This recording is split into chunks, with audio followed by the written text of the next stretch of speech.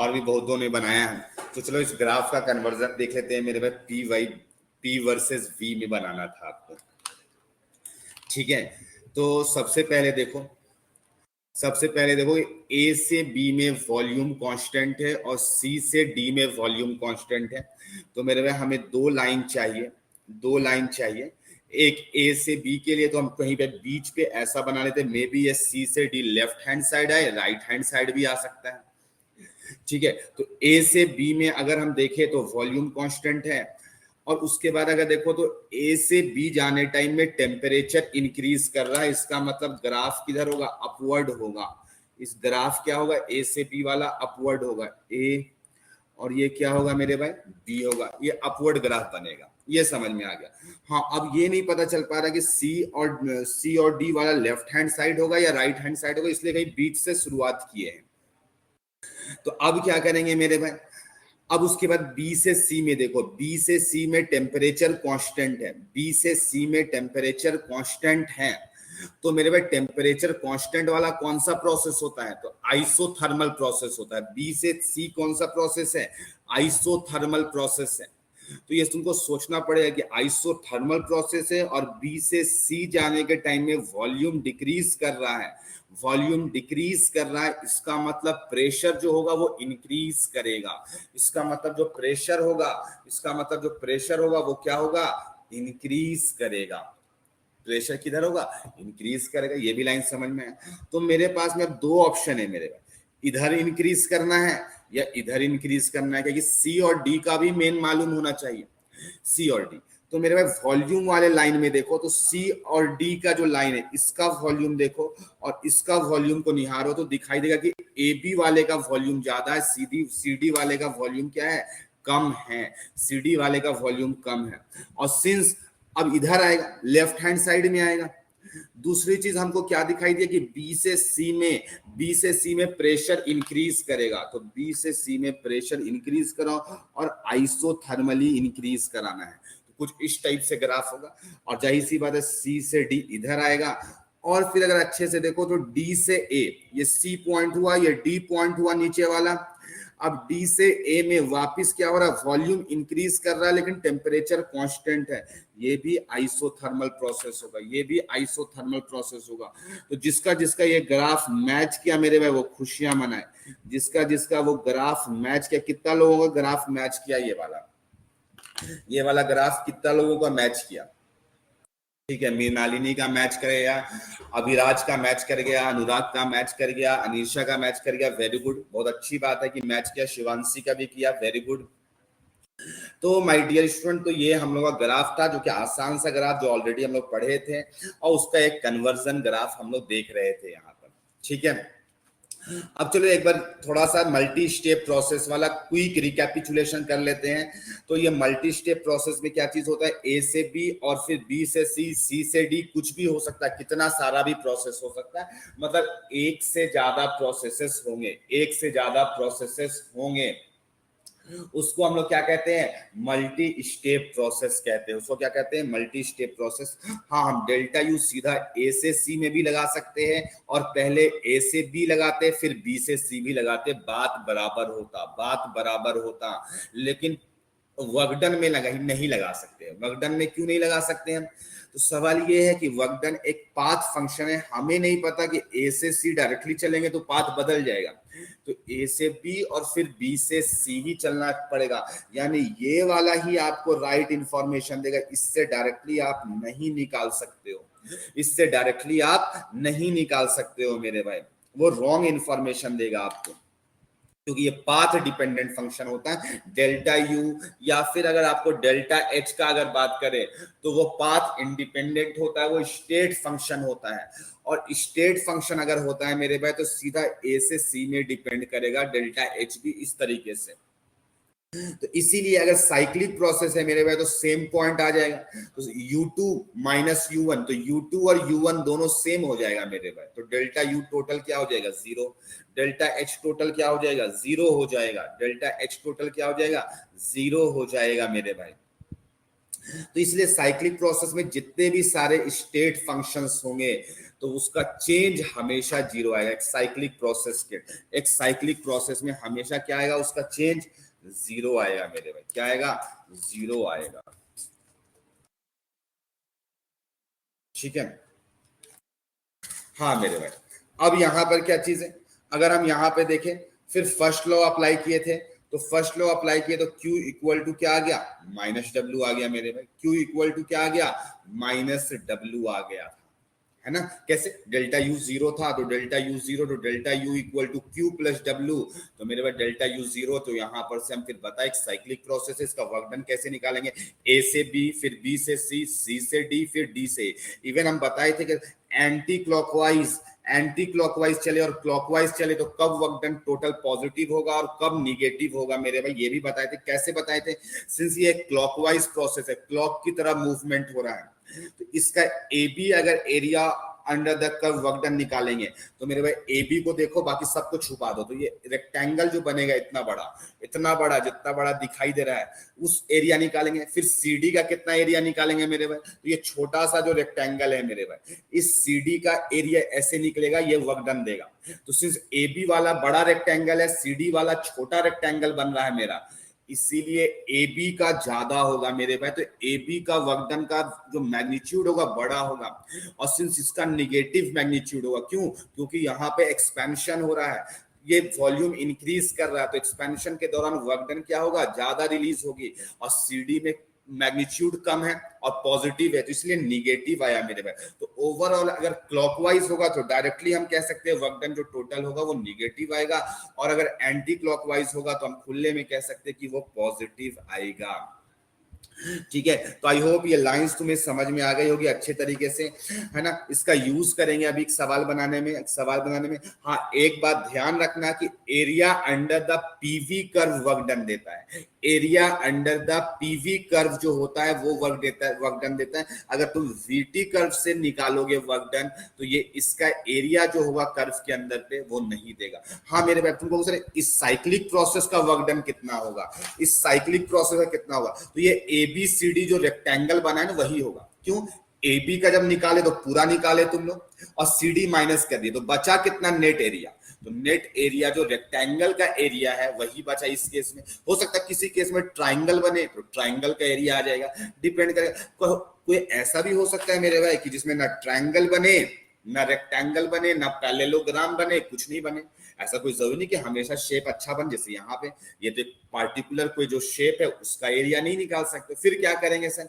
तो मेरे भाई तुमको फिर देखना पड़ेगा बीसी कौन सा प्रोसेस था, आइसोथर्मल प्रोसेस था, तो आइसोथर्मल का निकालो। सिंस ये एबी प्रोसेस में तो वर्क डन जीरो हो जाएगा, सीडी प्रोसेस में जो वर्क डन होगा वो भी जीरो हो जाएगा। सीडी प्रोसेस में वर्क डन जीरो हो जाएगा क्योंकि वॉल्यूम कांस्टेंट है।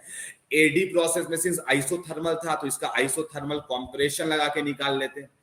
तो जरूरी नहीं कि हमेशा एरिया से ही निकालो, कभी ऐसा हो सकता है कि आपको फॉर्मूला से निकालना पड़े, कभी ऐसा आपको चांस मिल सकता है जिसपे आपको क्या लगे, फॉर्मूला से निकालना पड़े। तो आई होप ये जो लाइंस तुम्हें कहे ये अच्छे तरीके से समझ आया होगा मेरे भाई, इस पे तुम्हें कोई डाउट नहीं होना चाहिए। अब तुम्हें एक प्रश्न देने जा रहे हैं मेरे भाई, उस प्रश्न को बनाना तुम्हें अच्छा लगेगा, बना करके खुशी मिलेगी। ठीक है, ठीक है। सारा जो अभी तक जितना भी कॉन्सेप्ट्स हम लोग पढ़े हैं मेरे भाई, वही सारे कॉन्सेप्ट्स का यूज होगा। तो एक क्वेश्चन लिखो, फाइंड WBC। WBC का मतलब वर्क डन BC। अभी एक ग्राफ बना के देंगे जिसपे आपको वर्क डन BC। मेरे भाई वीडियो का वीडियो क्लियर है ना एकदम? ऐसा नहीं है कि छोटा दिखाई दे रहा है या बड़ा दिखाई दे रहा है। अगर कुछ भी दिक्कत है तो बता सकते हो। ठीक है, for 1 mole ideal gas, clear है? ठीक है, वेरी गुड। तो फाइंड करना है वर्क डन BC का। 1 मोल आइडियल गैस है मेरे में, आइडियल गैस है, अंडरगोइंग फॉलोइंग चेंजेस।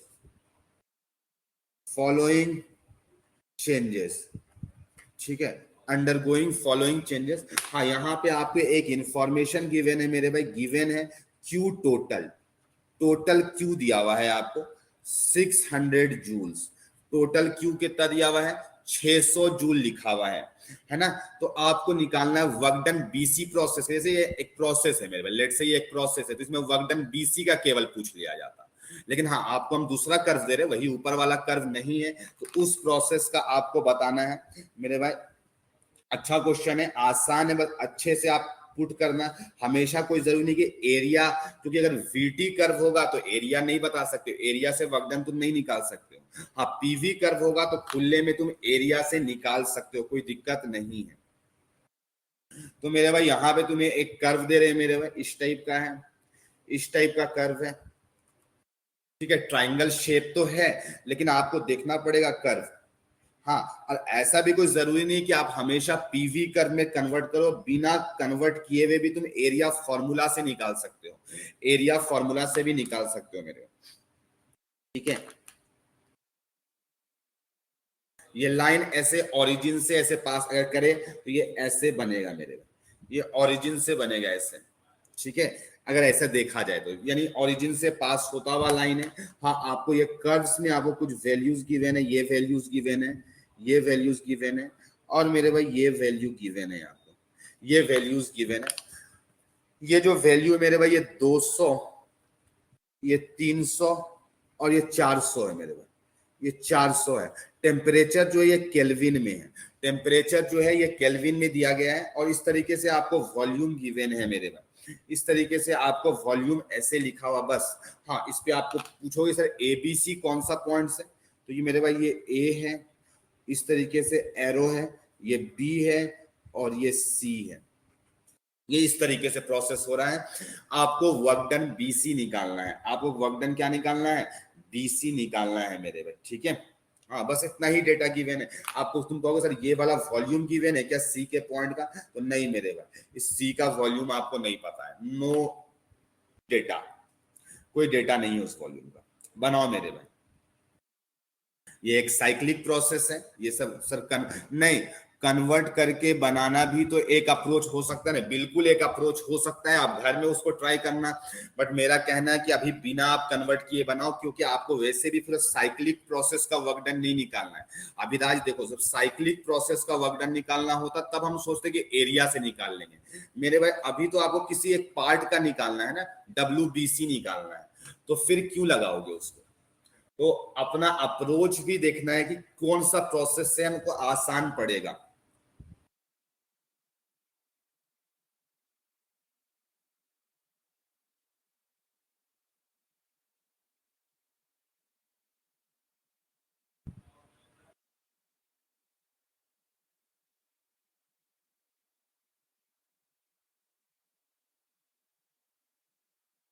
बनाओ मेरे भाई, अच्छा लगेगा बना करके, जिसका आंसर आ जाएगा वो चैट पे जवाब देगा।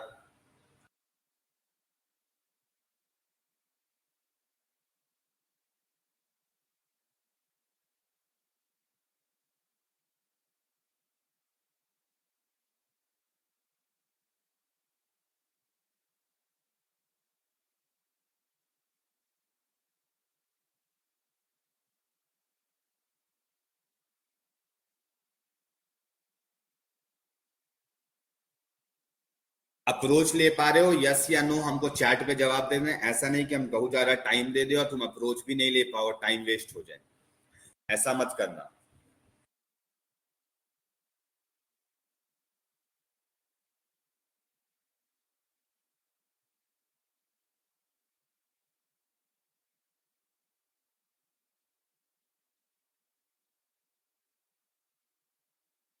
ले पा रहे हो, वेरी गुड।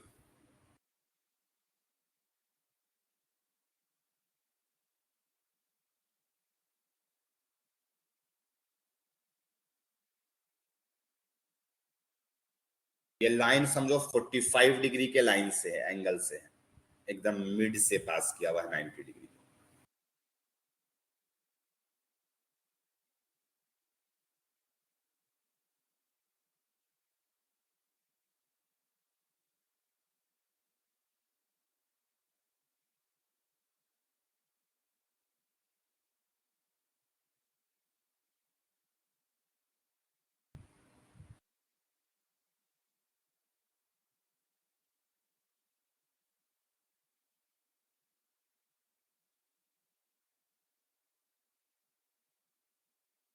आई होप अब बन जाना चाहिए।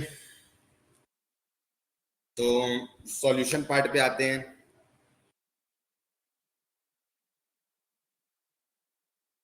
सॉल्यूशन पार्ट पे आते हैं। देखो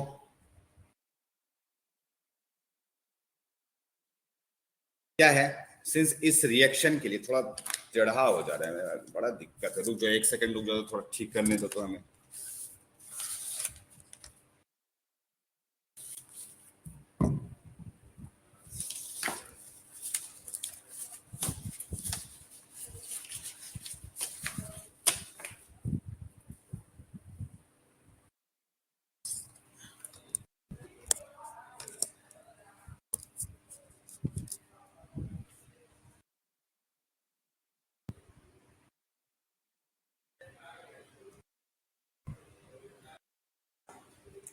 हाँ मेरे भाई, अब देखते हैं यहाँ पे।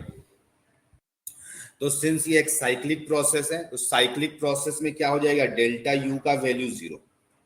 डेल्टा यू का वैल्यू जीरो, सिंस ये साइक्लिक प्रोसेस है तो डेल्टा यू का वैल्यू जैसे ही जीरो हो गया माय डियर स्टूडेंट्स, तो यहाँ पर क्या हो गया, Q equal to minus W हो जाएगा। Q इक्वल टू क्या हो जाएगा, माइनस डब्ल्यू हो जाएगा।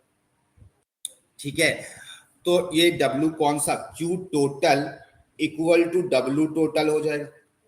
देखिए U, delta U equal to Q plus W होता है, तो Q total equal to W total हो जाएगा माय डियर स्टूडेंट्स। अब सिंस ये पता चल गया हमें, और क्यू टोटल का वैल्यू गिवन है, कितना गिवन है, 600। मेरे भाई पुट कर देते हैं, तो डब्ल्यू टोटल जो आएगा, डब्ल्यू टोटल, तो ये वर्क डन माइनस तो रहने दिए, डब्ल्यू टोटल किसके किसकी वजह से होगा, वर्क डन ए बी की वजह से होगा, वर्क डन बी सी की वजह से होगा, और वर्क डन सी ए की वजह से होगा। मेरे भाई इसी की वजह से होगा, इसी की वजह से होगा, है ना, इसी सब की वजह से होगा। आपको भी दिखना चाहिए, आपको भी दिखना चाहिए, यही तीन की वजह से होगा। और अगर हम तुमसे पूछो कि वर्क डन ए बी की वजह से कितना होगा, वर्क डन ए बी की वजह से कितना होगा, तो ए बी में वॉल्यूम कांस्टेंट है, तो इसका वर्क डन जीरो हो जाएगा, वर्क डन जीरो होगा। यानी हमको केवल वर्क डन किसी तरीके से सीए निकाल ले तो काम बन जाएगा, क्योंकि डब्ल्यू बी सी तो फाइंड आउट करना है। तो सीए, तो मेरे पास सीए प्रोसेस जो है इसे निहारो, तो सीए में आपको दिखाई देगा कि temperature is directly proportional to volume है, क्योंकि ये 45 डिग्री से पास कर रहा है, इसका मतलब प्रेशर कांस्टेंट है, इसका मतलब प्रेशर कांस्टेंट है। और अगर प्रेशर कांस्टेंट हो गया मेरे भाई, इसका मतलब आइसोबारिक है, इसका मतलब आइसोबारिक प्रोसेस है। अब तुम्हें आइसोबारिक प्रोसेस का वर्क डन निकाल लो अलग से, फिर यहां लाके पुट कर देंगे मेरे भाई। अच्छा, सीए के दौरान सीए का वर्क डन पॉजिटिव आएगा, देख लो अच्छे से, पॉजिटिव वैल्यू आएगा। क्यों, क्योंकि कंप्रेशन हो रहा है, वॉल्यूम डिक्रीज कर रहा है, तो वैल्यू जो आना चाहिए वो कैसा आना चाहिए, पॉजिटिव वैल्यू आना चाहिए। कैसा आना चाहिए, पॉजिटिव वैल्यू आना चाहिए। तो चलो नेक्स्ट पेज में बनाते हैं इसको। तो आइसोबारिक प्रोसेस का वर्क डन कैसे निकालेंगे माय डियर स्टूडेंट, तो work done CA, work done CA का तो एक फॉर्मूला तो ऐसा था आइसोबारिक फॉर्मूला के लिए, minus P external into V2 minus V1, ये एक फॉर्मूला था आइसोबारिक, याद करो। पी तो कांस्टेंट होता था, पी तो कांस्टेंट, तो पी V2 माइनस V1। लेकिन सवाल ये है कि वॉल्यूम में नहीं मालूम है, वॉल्यूम नहीं पता है हमें। हाँ, हम चाहेंगे तो निकाल सकते, इस फॉर्मूला से भी बना सकते, ऐसा नहीं है कि नहीं बना सकते। लेकिन मेरे अगर कोई केमिकल चेंज या कोई फेज चेंज अगर नहीं होता है, कोई केमिकल चेंज या फेज चेंज नहीं होता है, तो इसको हम लोग एन आर डेल्टा टी भी लिख देते हैं मेरे। एन आर क्या लिख देते हैं, डेल्टा टी भी लिख के बना देते हैं। ठीक है, आपको याद होगा। हाँ, ये P into V2 minus V1, ये माइनस है तो माइनस है, ये तो रहेगा ही माइनस, ये तो पहले से माइनस था, ये माइनस रह गया। PV2 को NRT2 और इसको NRT1, तो T2 माइनस T1। इसके लिए T2 कौन सा है मेरे भाई, तो T2 इसके लिए अपने आप पॉजिटिव आ जाएगा, तुम फॉर्मूला में पुट करो अपने आप। तो T2 इसके लिए C से A आए तो 200 हो गया T2, और T1 कितना हो गया, 300 हो गया। हाँ, पॉजिटिव तो अपने आप आ जाएगा। मोल्स 1 गिवन था, आर का वैल्यू रख दो मेरे भाई 25/3। आर का तुम बोल ऐसा क्या है, देख लो इसका वैल्यू, आर का वैल्यू हम ले रहे हैं 25/3, क्योंकि ये 8.314 के करीब होता है, 8.314 के करीब होता है। हाँ, यहाँ पे अब डेल्टा टी तुम चाहो तो 8.314 भी पुट कर सकते हो, कोई दिक्कत नहीं, हम पुट कर रहे हैं शॉर्टकट के लिए। T2 मेरा 200 है और मेरे भाई T1 मेरा 300 है, तो कितना आ जाएगा -100। अपने आप ये पॉजिटिव वैल्यू आ रहा है, कितना आ रहा है, तो 2500/3, 2500/3 बस पुट कर दो, ये अपने आप पॉजिटिव आया। अब इस वाले में ले जाके पुट कर दो मेरे भाई, इस वाले में पुट कर दो, तो WBC निकालना, तो WBC को इधर लेते आओ और WCO को इधर कर दो, ठीक है। तो मेरे भाई WBC, तो WBC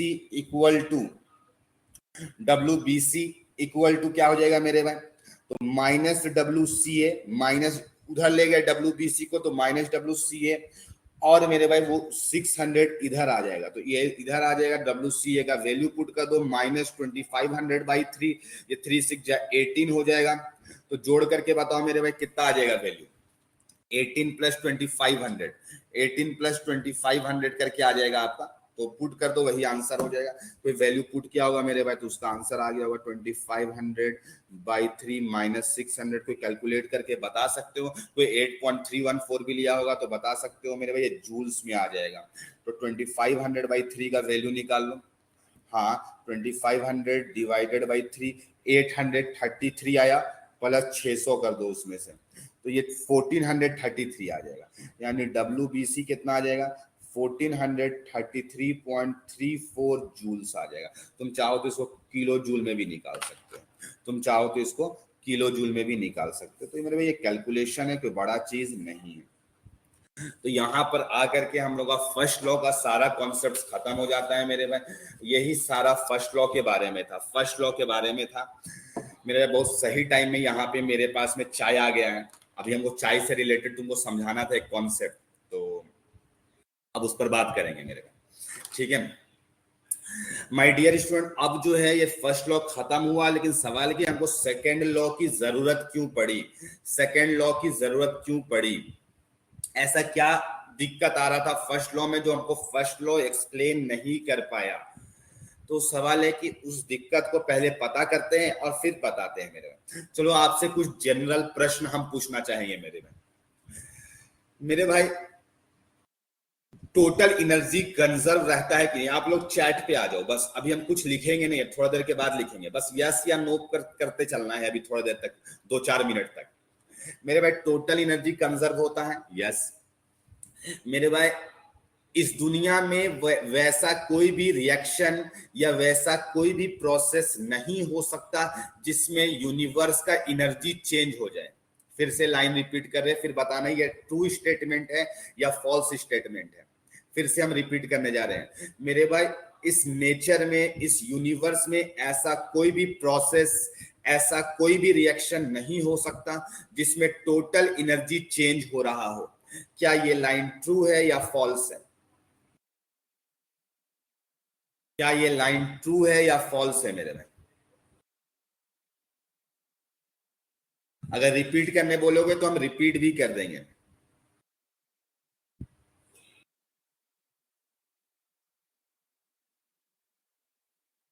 फॉल्स है, अच्छा, गजब, बड़ा। फिर से सुनो मेरी लाइन को। हाँ, अनीशा का जवाब सही आ रहा है मेरे भाई, लाइन को सुनो ध्यान से मेरे भाई। फर्स्ट लॉ ऑफ थर्मोडायनेमिक्स क्या कहता था? फिर से लिखते हैं तुम्हारे सामने, क्योंकि तुम शायद समझ नहीं पा रहे। कॉन्सेप्ट खत्म हो गया मेरे भाई, ये क्वेश्चन का वहां पे कॉन्सेप्ट खत्म हो गया। फर्स्ट लॉ ऑफ थर्मोडायनेमिक्स हम लोग को क्या कहता था?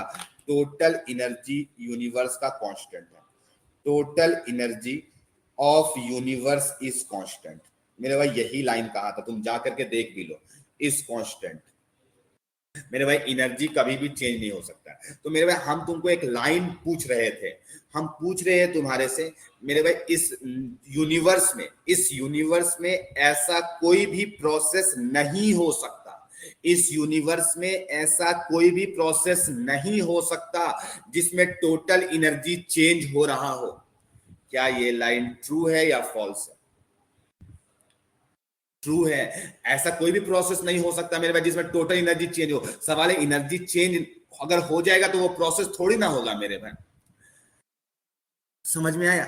ऐसा अगर कोई भी प्रोसेस में ऐसा हो गया जिसमें एनर्जी ऑफ यूनिवर्स कांस्टेंट नहीं है, तो वो नहीं होगा मेरे भाई। ऐसा द रिएक्शन, एक लाइन लिखने जा रहे हैं मेरे भाई, एक लाइन हम लिखने जा रहे हैं, ध्यान से देखो जो अभी लाइन तुमको बोले, the reaction in which, the reaction in which energy of universe,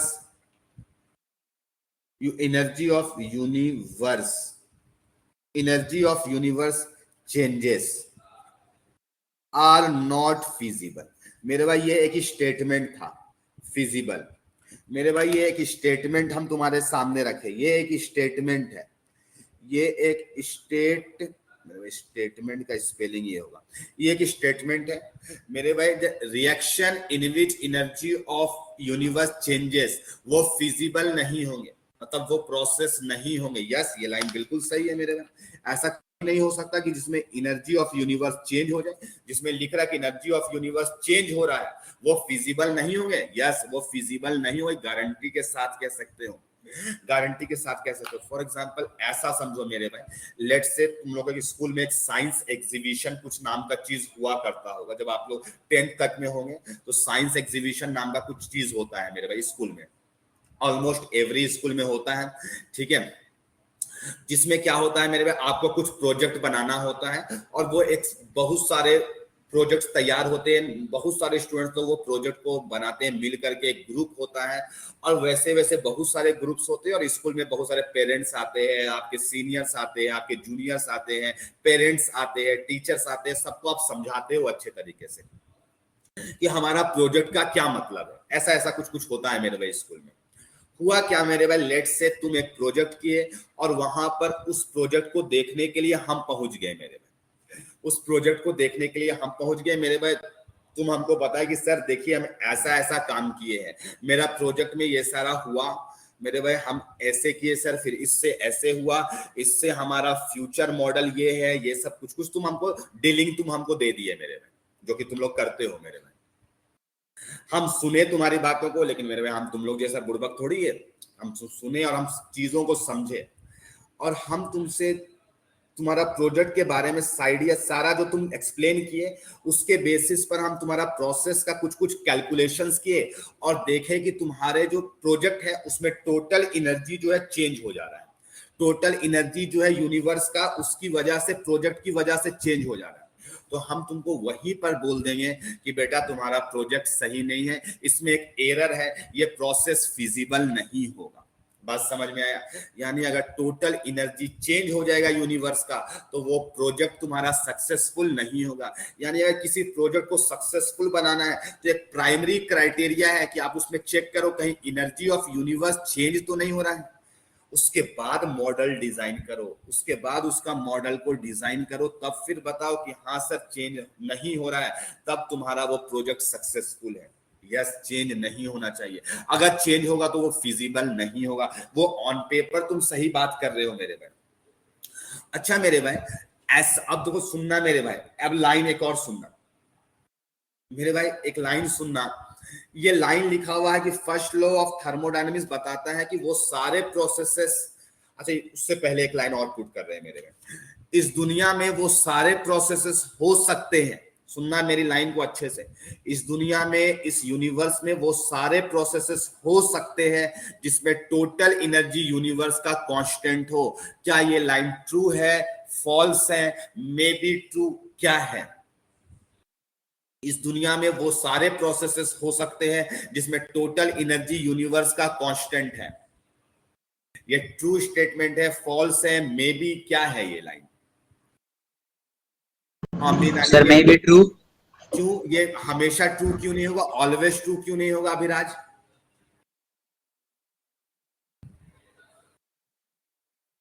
कुछ ऐसा जवाब? सर कांस्टेंट कैसे होता है सर, कंजर्व ना हो सकता है? हाँ कंजर्व बोल दिए, चलो ठीक है, तुम जो लाइन बोल रहे हो कंजर्व,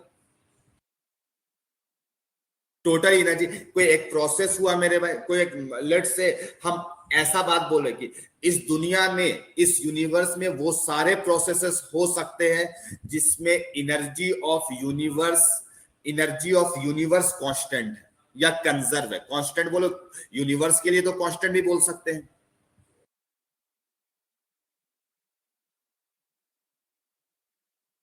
मेरे भाई ये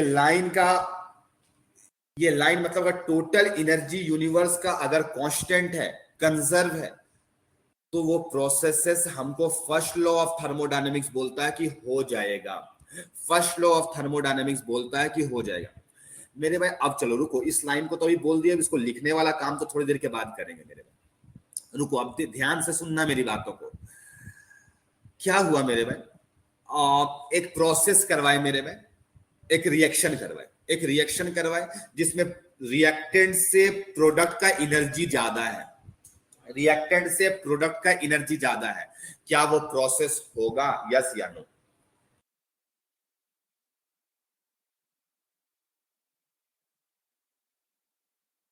हो सकता है मेरे, हो सकता है मेरे भाई। अब अगर देखो, ये स्टेटमेंट लिखने से पहले वो ये सब स्टेटमेंट ध्यान दो, ध्यान से सुनना। हो सकता है मेरे भाई एंडोथर्मिक रिएक्शन में, एंडोथर्मिक रिएक्शन ऐसा रिएक्शन होता है जिसमें एनर्जी जो होता है रिएक्टेंट का, एनर्जी जो होता है रिएक्टेंट का और एनर्जी जो होता है प्रोडक्ट का, ये ईपी एनर्जी ऑफ प्रोडक्ट है, ईआर जो है एनर्जी ऑफ रिएक्टेंट है। प्रोडक्ट का एनर्जी ज्यादा होता है लेकिन टोटल एनर्जी कांस्टेंट होता है, टोटल एनर्जी कांस्टेंट होता है, टोटल एनर्जी कंजर्व होता है मेरे, टोटल एनर्जी कंजर्व होता है ना मेरे में। क्या इस नेचर में एंडोथर्मिक रिएक्शन नहीं होते हैं?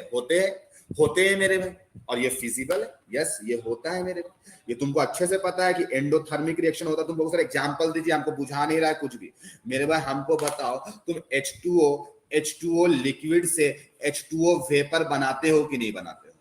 H2O गैस बनाते हो कि नहीं? और ये प्रोसेस बिल्कुल फिजिबल है मेरे भाई। इसमें रिएक्टेंट से ज्यादा एनर्जी है प्रोडक्ट का, प्रोडक्ट में एनर्जी ऐड हुआ है, तुमने हीट के फॉर्म में एनर्जी दिया, यहाँ पे एनर्जी सप्लाई किया और प्रोडक्ट का एनर्जी ज्यादा है, एनर्जी ऑफ प्रोडक्ट ज्यादा है। ये एक एंडोथर्मिक रिएक्शन है और ये प्रोसेस होता है मेरे भाई। तुम पानी को गर्म करते हुए देखे हो, पानी गर्म हो जाता है, ये भी देखे हो मेरे भाई।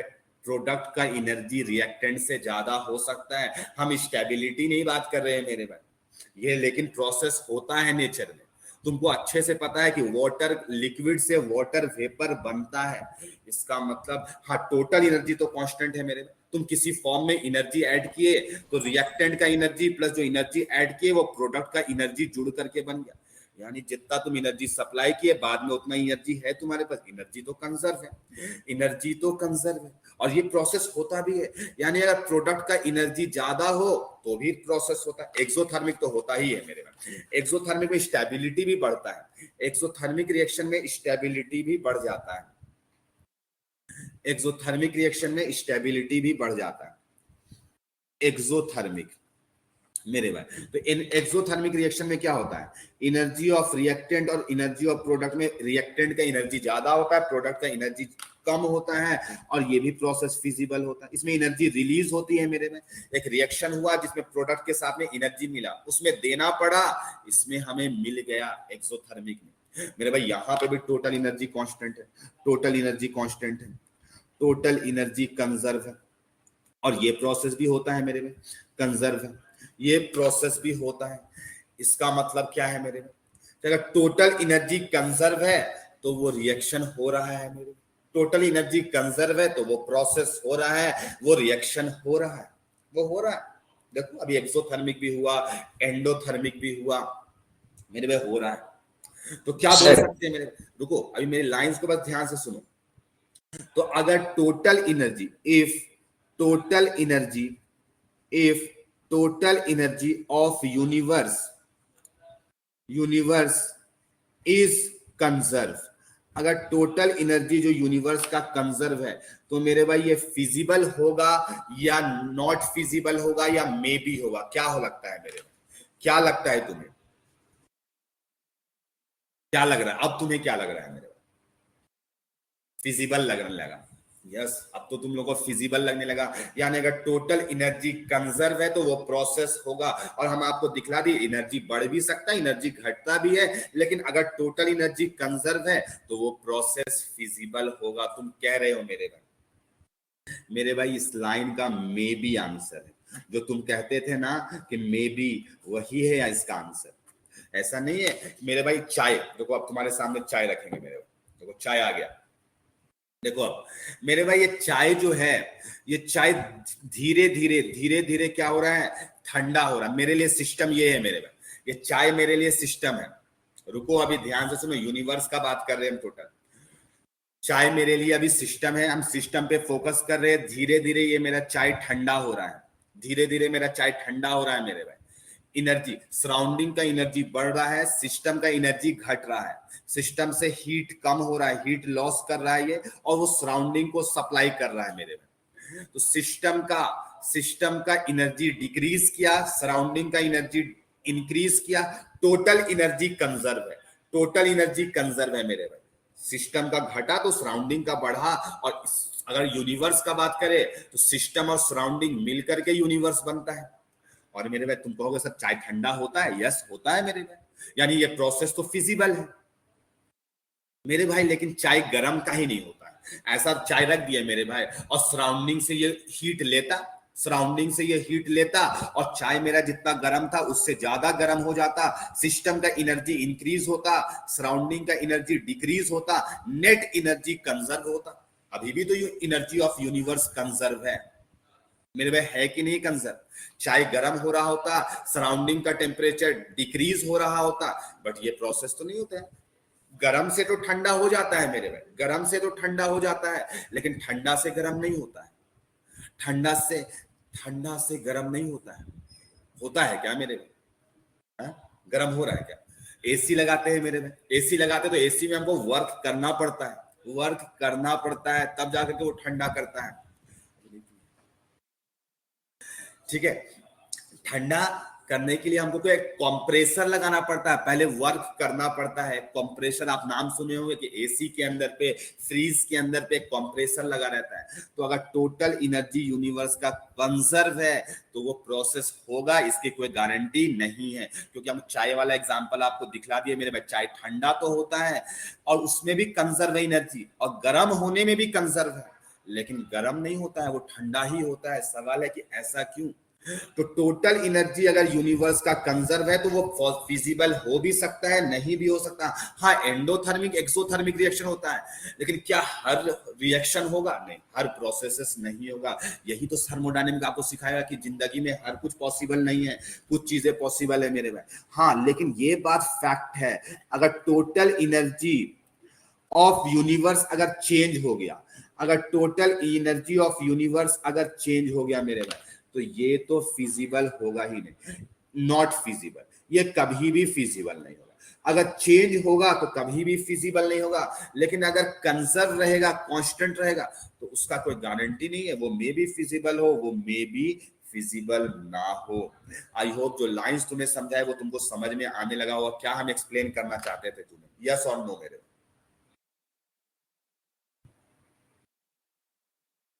समझ, कितना लोगों को समझ में आया मेरे भाई?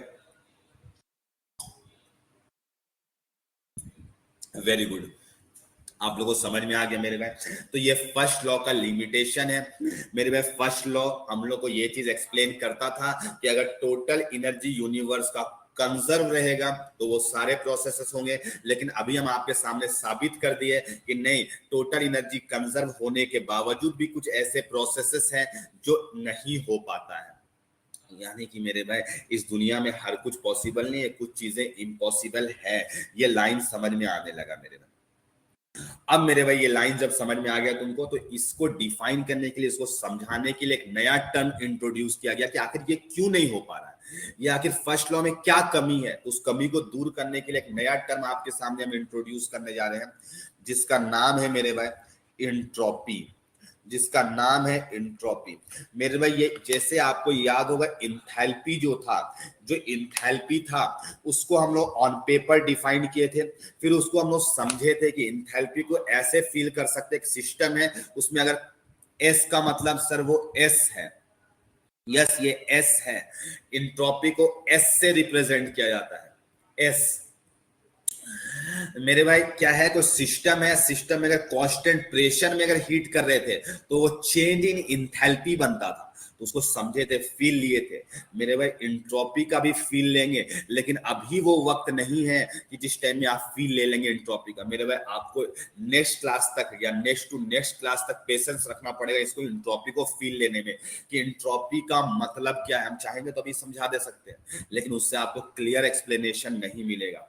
हम आपको पहले सारा काम कर लेंगे, फिर लास्ट में हम इंट्रोपी का मतलब समझाएंगे कि इस इंट्रोपी को कैसे फील ले सकते हो मेरे भाई। वैसे ये ऑन पेपर डिफाइंड है, इसका ऐसा नहीं है कि इसको बनाया गया। जैसे फर्स्ट लॉ एक था मेरे भाई, जिसको हम लोग फील आ रहा था कि हाँ एनर्जी कंजर्व होता है। इंट्रोपी में अभी फील नहीं आएगा मेरे भाई। थोड़ा सा मैथमेटिकली काम करते रहेंगे, तुमको कुछ फील नहीं आएगा, तुमको अजीब सा लगेगा, सारा सवाल बन रहा होगा, सारा कॉन्फिडेंस आ रहा होगा, लेकिन हम पूछेंगे इंट्रोपी क्या होता है तो तुम नील बटे सन्नाटा हो जाओगे, कुछ नहीं बता पाओगे।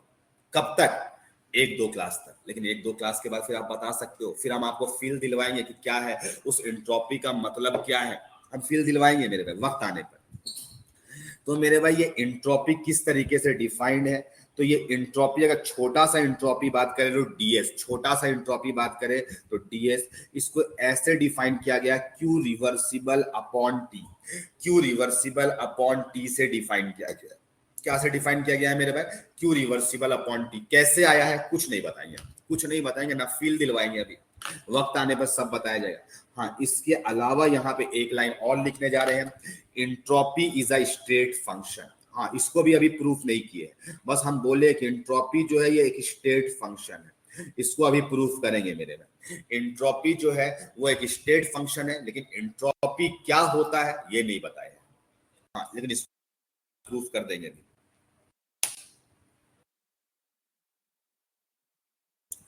माय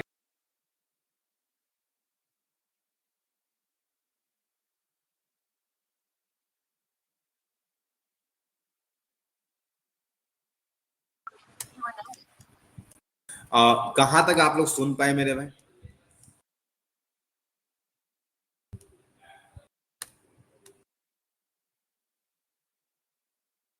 बड़ा छोटा हो गया मेरा। एक सेकंड हो गया। माय डियर स्टूडेंट्स तक नहीं नहीं, इससे पहले जो हम इंट्रोपी वाला वर्ड इंट्रोड्यूस कर रहे थे वहां तक कहां तक सुन पाए आप? हम जो इंट्रोपी को बोले स्टेट फंक्शन है वो सुन पाए थे आप लोग?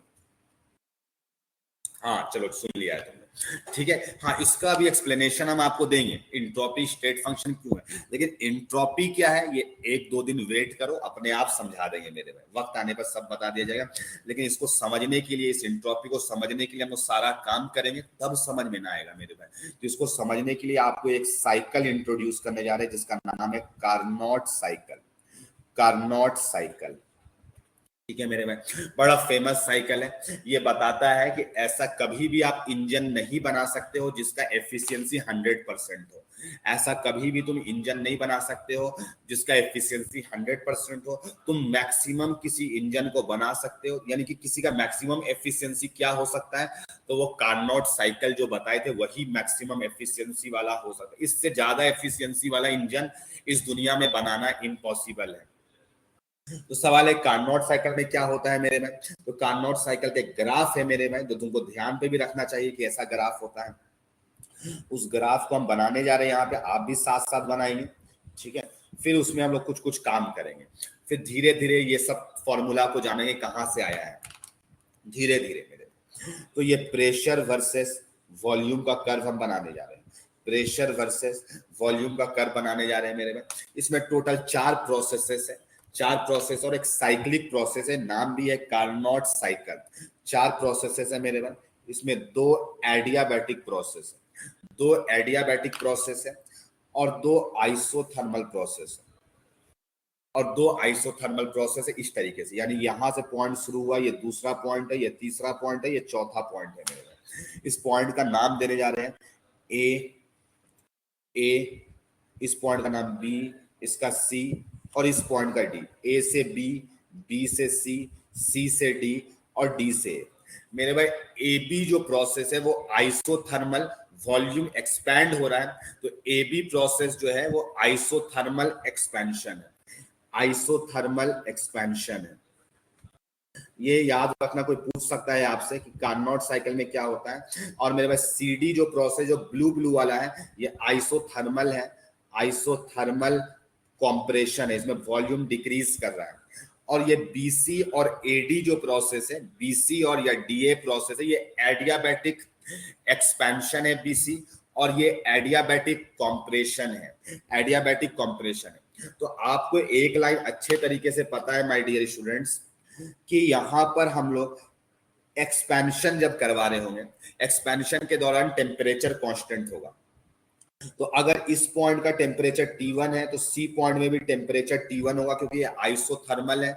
और मेरे भाई इस पॉइंट का अगर टेम्परेचर T2 है तो B पॉइंट का भी टेम्परेचर कितना होगा, T2 होगा, T2 टेम्परेचर होगा। हाँ, सिंस यहाँ पर हम लोग क्या कर रहे हैं, टेम्परेचर को कांस्टेंट कर रहे हैं, और यहाँ पर हम लोग हीट सप्लाई किए, सिस्टम को हीट दिए। और सिंस यहाँ पे CD में क्या हुआ मेरे भाई, CD प्रोसेस जरूर आपका क्या चीज है, कंप्रेशन है। और यहाँ पे हम बोल रहे हैं कि यहाँ पर एनर्जी रिलीज हो रहा है, यहाँ पे हमको सिस्टम हीट दे रहा है, सिस्टम हीट दे रहा है। कैसे देगा मेरे भाई, कंप्रेस कर रहे हैं तो हीट रिलीज हो रहा है, हीट क्या हो रहा है, रिलीज हो रहा है। यानी यहाँ पर हम बोलना चाह रहे हैं Q1 ऐसा हो रहा है मेरे Q1। यहाँ पे हम हीट सप्लाई किए और मेरे भाई एक्सपेंशन किया, यानी एक कंटेनर था, पिस्टन सिलेंडर था, पिस्टन सिलेंडर में हीट दिए, हीट देने से पिस्टन ऊपर गया, यानी सिस्टम वर्क कर रहा है, सिस्टम वर्क कर रहा है। पिस्टन ऊपर जाएगा तो सिस्टम वर्क करेगा, एक्सपेंशन होगा। और मेरे भाई उसे हीट निकालेंगे तो पिस्टन नीचे आएगा, यानी कंप्रेशन होगा। ये काम किया जा रहा है। तो कार्नोट साइकिल में 4 प्रोसेसेस होते हैं, 2 आइसोथर्मल प्रोसेसेस होते हैं और 2 एडियाबैटिक प्रोसेस होते हैं। BC और DA एडियाबैटिक प्रोसेस है, एक में एक्सपेंशन हो रहा है, एक में कंप्रेशन हो रहा है। बस यही बात आपको ध्यान रखना है। अब देखो इस पर हम लोग कैसे वर्क डन निकालेंगे, कैसे हीट निकालेंगे, Q2 कैसे Q1 निकालेंगे, ये सब जानना है हमें। ठीक है माय डियर स्टूडेंट, तो देखते हैं इसको, सारा कुछ को आप अच्छे से समझेंगे, सब कुछ समझ आएगा यहाँ पर से। वैसे ये कार्नोट साइकिल ये सब आपका ज्यादा फिजिक्स में काम है, एडियाबैटिक प्रोसेस ये सब आपका ज्यादा फिजिक्स में है, लेकिन सिर्फ हमें एंट्रोपी आपको समझाना है। सिंस हमें आपको एंट्रोपी समझाना है तो उसके लिए हमको जरूरत है ये सारी चीजों का। तो इसके लिए हमको कार्नोट साइकिल पढ़ाना पड़ा, वरना आपको केमिस्ट्री में जनरली नहीं मिलेगा। अच्छा मेरे में आप लोग कुछ DPP हम दिए थे, वो बनाए आप लोग, DPP बनाए आप लोग, अभिराज बनाया DPP, मृणालिनी, फलक, अनीशा, आयुष राज, हर्षित, कौन कौन बनाया है मेरे भाई, देखे DPP हम आपको दिए थे बनाने के लिए थर्मोडायनामिक्स, ताकि कमांड आए आप लोग को। हाँ फर्स्ट वाला, यस फर्स्ट वाला। मेरा स्कूल में एग्जाम है, फर्स्ट वाला अनीशा बना ली है, मृणालिनी बना ली है, हर्षित बना ली है, ठीक है, कुछ लोग बनाए हैं मेरे में। ठीक है, अच्छी बात है कि आप लोग बनाए हैं। ठीक है, शिवांशी कहाँ है, आप बनाए कि नहीं, कितना लोग बनाया मेरे भाई, बहुत कम लोग बनाया है इसमें से। शिवम और भी मेरे भाई बहुत लोग, अनुराग लकड़ा, सब बताओ मेरे भाई बनाया कि नहीं बनाया। शिवांशी बना लिया, ठीक है, वेरी गुड। हाँ बनाएंगे मेरे भाई, तब आपको कमांड आएगा। एग्जाम चल रहा है, ठीक है, एग्जाम चल रहा है, एग्जाम के बाद आप बनाएंगे तब चैप्टर में कॉन्फिडेंस आएगा मेरे भाई। तो चलो हम AB प्रोसेस के बारे में बात करने जा रहे हैं। तो AB प्रोसेस जो है मेरे भाई, ये आइसोथर्मल, अभी लिखे थे आइसोथर्मल एक्सपेंशन है मेरे भाई, आइसोथर्मल एक्सपेंशन है। तो आइसोथर्मल एक्सपेंशन अगर हो गया मेरे में, तो यहाँ पे एक लाइन तुरंत आपको समझ में आ जानी चाहिए, डेल्टा U का वैल्यू 0 हो जाएगा, डेल्टा H का वैल्यू 0 हो जाएगा। ये लाइन आपको तुरंत दिख जाना चाहिए कि डेल्टा T का वैल्यू ही क्या हो गया, 0 हो गया, डेल्टा T का वैल्यू क्या हो गया, 0 हो गया। तो आइसोथर्मल एक्सपेंशन है, तो आइसोथर्मल में डेल्टा U डेल्टा H 0 होता है। अब हम लोग Q2 हीट सप्लाई किए थे मेरे में, तो Q2 अब से डेल्टा U 0 है तो Q2 इक्वल टू -W हो जाएगा। और ये कौन सा प्रोसेस है मेरे भाई, AB हो जाएगा। फर्स्ट लॉ से, ये फर्स्ट लॉ से लगा दिए -W AB। और सिंस ये आइसोथर्मल प्रोसेस है, तो आइसोथर्मल प्रोसेस का वर्क डन कैसे निकालते हैं माय डियर स्टूडेंट्स, तो आइसोथर्मल प्रोसेस का जो वर्क डन निकाला जाता है वो निकालने का फॉर्मूला, सिंस रिवर्सिबल वैसे हम किए हैं, अगर इरिवर्सिबल भी होगा तो कोई दिक्कत नहीं है मेरे भाई। अगर रिवर्सिबल होगा तब क्या फॉर्मूला लगाएंगे, इरिवर्सिबल होगा तब WAB रहने देंगे। अभी हम रिवर्सिबल सोचते हैं थोड़ी देर के लिए, फिर तुम चाहो तो इरिवर्सिबल सोच लेना, तो ए बी रहने देंगे उस टाइम में। अभी अगर मान लो रिवर्सिबल हुआ तो इसका फॉर्मूला क्या बन जाएगा, एन आर, और सिंस अगर ग्राफ में देखो तो वहां पे टेम्परेचर T2 है, ए बी वाले में टेम्परेचर T2 रखे थे, एन आर T2, और यहाँ पे ln V2 बाई V1, तो यहाँ पे V2 कौन सा, A से B गए थे, तो फाइनल वॉल्यूम VB है और इनिशियल वॉल्यूम VA है, VB बाई VA हो जाएगा, VB बाई क्या हो जाएगा, VA हो जाएगा, ये हो जाएगा।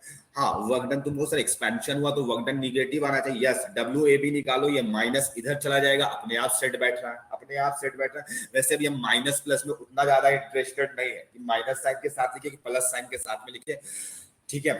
बस अभी देखो Q2 equal to minus W हो जाएगा फर्स्ट लॉ से, और वर्क डन AB का फॉर्मूला कुछ इस टाइप से आएगा, ठीक है। अब उसी तरीके से मेरे भाई बीसी प्रोसेस, तो बीसी प्रोसेस जो है, बीसी प्रोसेस कैसा प्रोसेस है माय डियर स्टूडेंट, तो बीसी प्रोसेस है मेरा एडियाबैटिक एक्सपेंशन है, एडियाबैटिक एक्सपेंशन है मेरे भाई, एडियाबैटिक एक्सपेंशन है। और सिंस एडियाबैटिक एक्सपेंशन है तो यहां पर एडियाबैटिक में क्या जीरो हो जाता है, क्यू जीरो हो जाता है, क्या हो जाता है मेरे भाई, क्यू जीरो हो जाता है। सवाल है कि क्यू जीरो हो गया, क्या डेल्टा यू भी जीरो होता है, नहीं, तो यहाँ पे वर्क डन इक्वल टू क्या हो जाता है मेरे भाई, तो सिंस बीसी का वर्क डन निकालना है इक्वल टू डेल्टा यू हो जाएगा, डेल्टा यू हो जाएगा। और डेल्टा यू का क्या फॉर्मूला होता है माय डियर स्टूडेंट, तो डेल्टा यू का फॉर्मूला जो होता है वो होता है एनसीवी डेल्टा टी। तो टेम्परेचर, फाइनल टेम्परेचर कौन सा टेम्परेचर है, T1 है, सोचो तो T2 से T1 आया है, नीचे ग्राफ में देखो आपको दिखाई देगा, तो फाइनल टेम्परेचर T1 है और ये T2 है, तो एनसीवी T1 माइनस T2 लिख दिए, ठीक है। हाँ, रिवर्सिबल इरिवर्सिबल अभी हम ज्यादा कुछ नहीं बात कर रहे, तो इरिवर्सिबल होगा या रिवर्सिबल, WBC तो लिख सकते हैं ना, WBC तो लिख सकते हैं ना, फॉर्मूला पे अभी ज्यादा फोकस नहीं करे, बस हम लिख दे रहे, मन कर रहा है। वैसे ये एनसीवी T1 माइनस T2 हर जगह पे एप्लीकेबल है डेल्टा यू के फॉर्मूला में, चाहे रिवर्सिबल। हाँ, पीवी का पावर गामा तभी एप्लीकेबल होगा जब रिवर्सिबल होगा, अभी नहीं काम कर रहे उस पर, अभी नहीं काम कर रहे मेरे भाई। उसके बाद सिंस ये प्रोसेस सीडी में गए, सीडी में, तो सीडी प्रोसेस कौन सा है मेरे भाई, तो सीडी वाला आइसोथर्मल कॉम्प्रेशन है, अच्छा से देखो तुम्हें दिखाई देगा, आइसोथर्मल कॉम्प्रेशन है वो, सीडी प्रोसेस आइसोथर्मल कंप्रेशन है।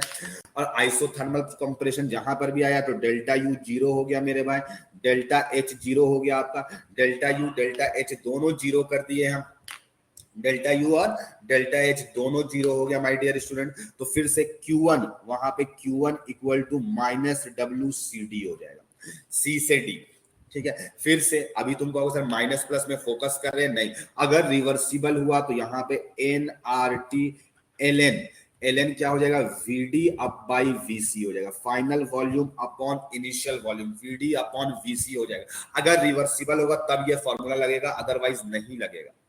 हाँ, तुम लोग सर कॉम्प्रेशन में तो आप निगेटिव में वर्क डन निकाल दिए, तो मेरे भाई ये ऑलरेडी निगेटिव है, VD का वैल्यू कम होगा, VC का वैल्यू बड़ा होगा, तो बड़ा नीचे आ गया तो अपने आप निगेटिव, तो निगेटिव निगेटिव पॉजिटिव हो जाएगा, तो कॉम्प्रेशन में अपने आप सेट है मेरे, अपने आप सेट है वो।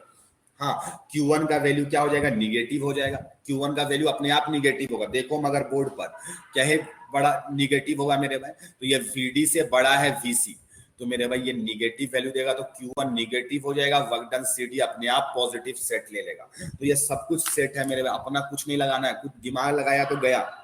अब आगे बात करते हैं DA प्रोसेस, DA प्रोसेस, तो DA प्रोसेस में क्या हो रहा है मेरे भाई, एडियाबैटिक कॉम्प्रेशन हो रहा है, एडियाबैटिक कॉम्प्रेशन हो रहा है। तो मेरे अगर एडियाबैटिक कॉम्प्रेशन में अगर बात करो तो एडियाबैटिक कॉम्प्रेशन को कैसे बात करेंगे, जिसमें Q का वैल्यू ही जीरो हो जाता है, तो वर्क डन इक्वल टू क्या हो जाएगा, work done DA equal to delta U हो जाएगा। तो डेल्टा यू का फॉर्मूला क्या होता है, NCV।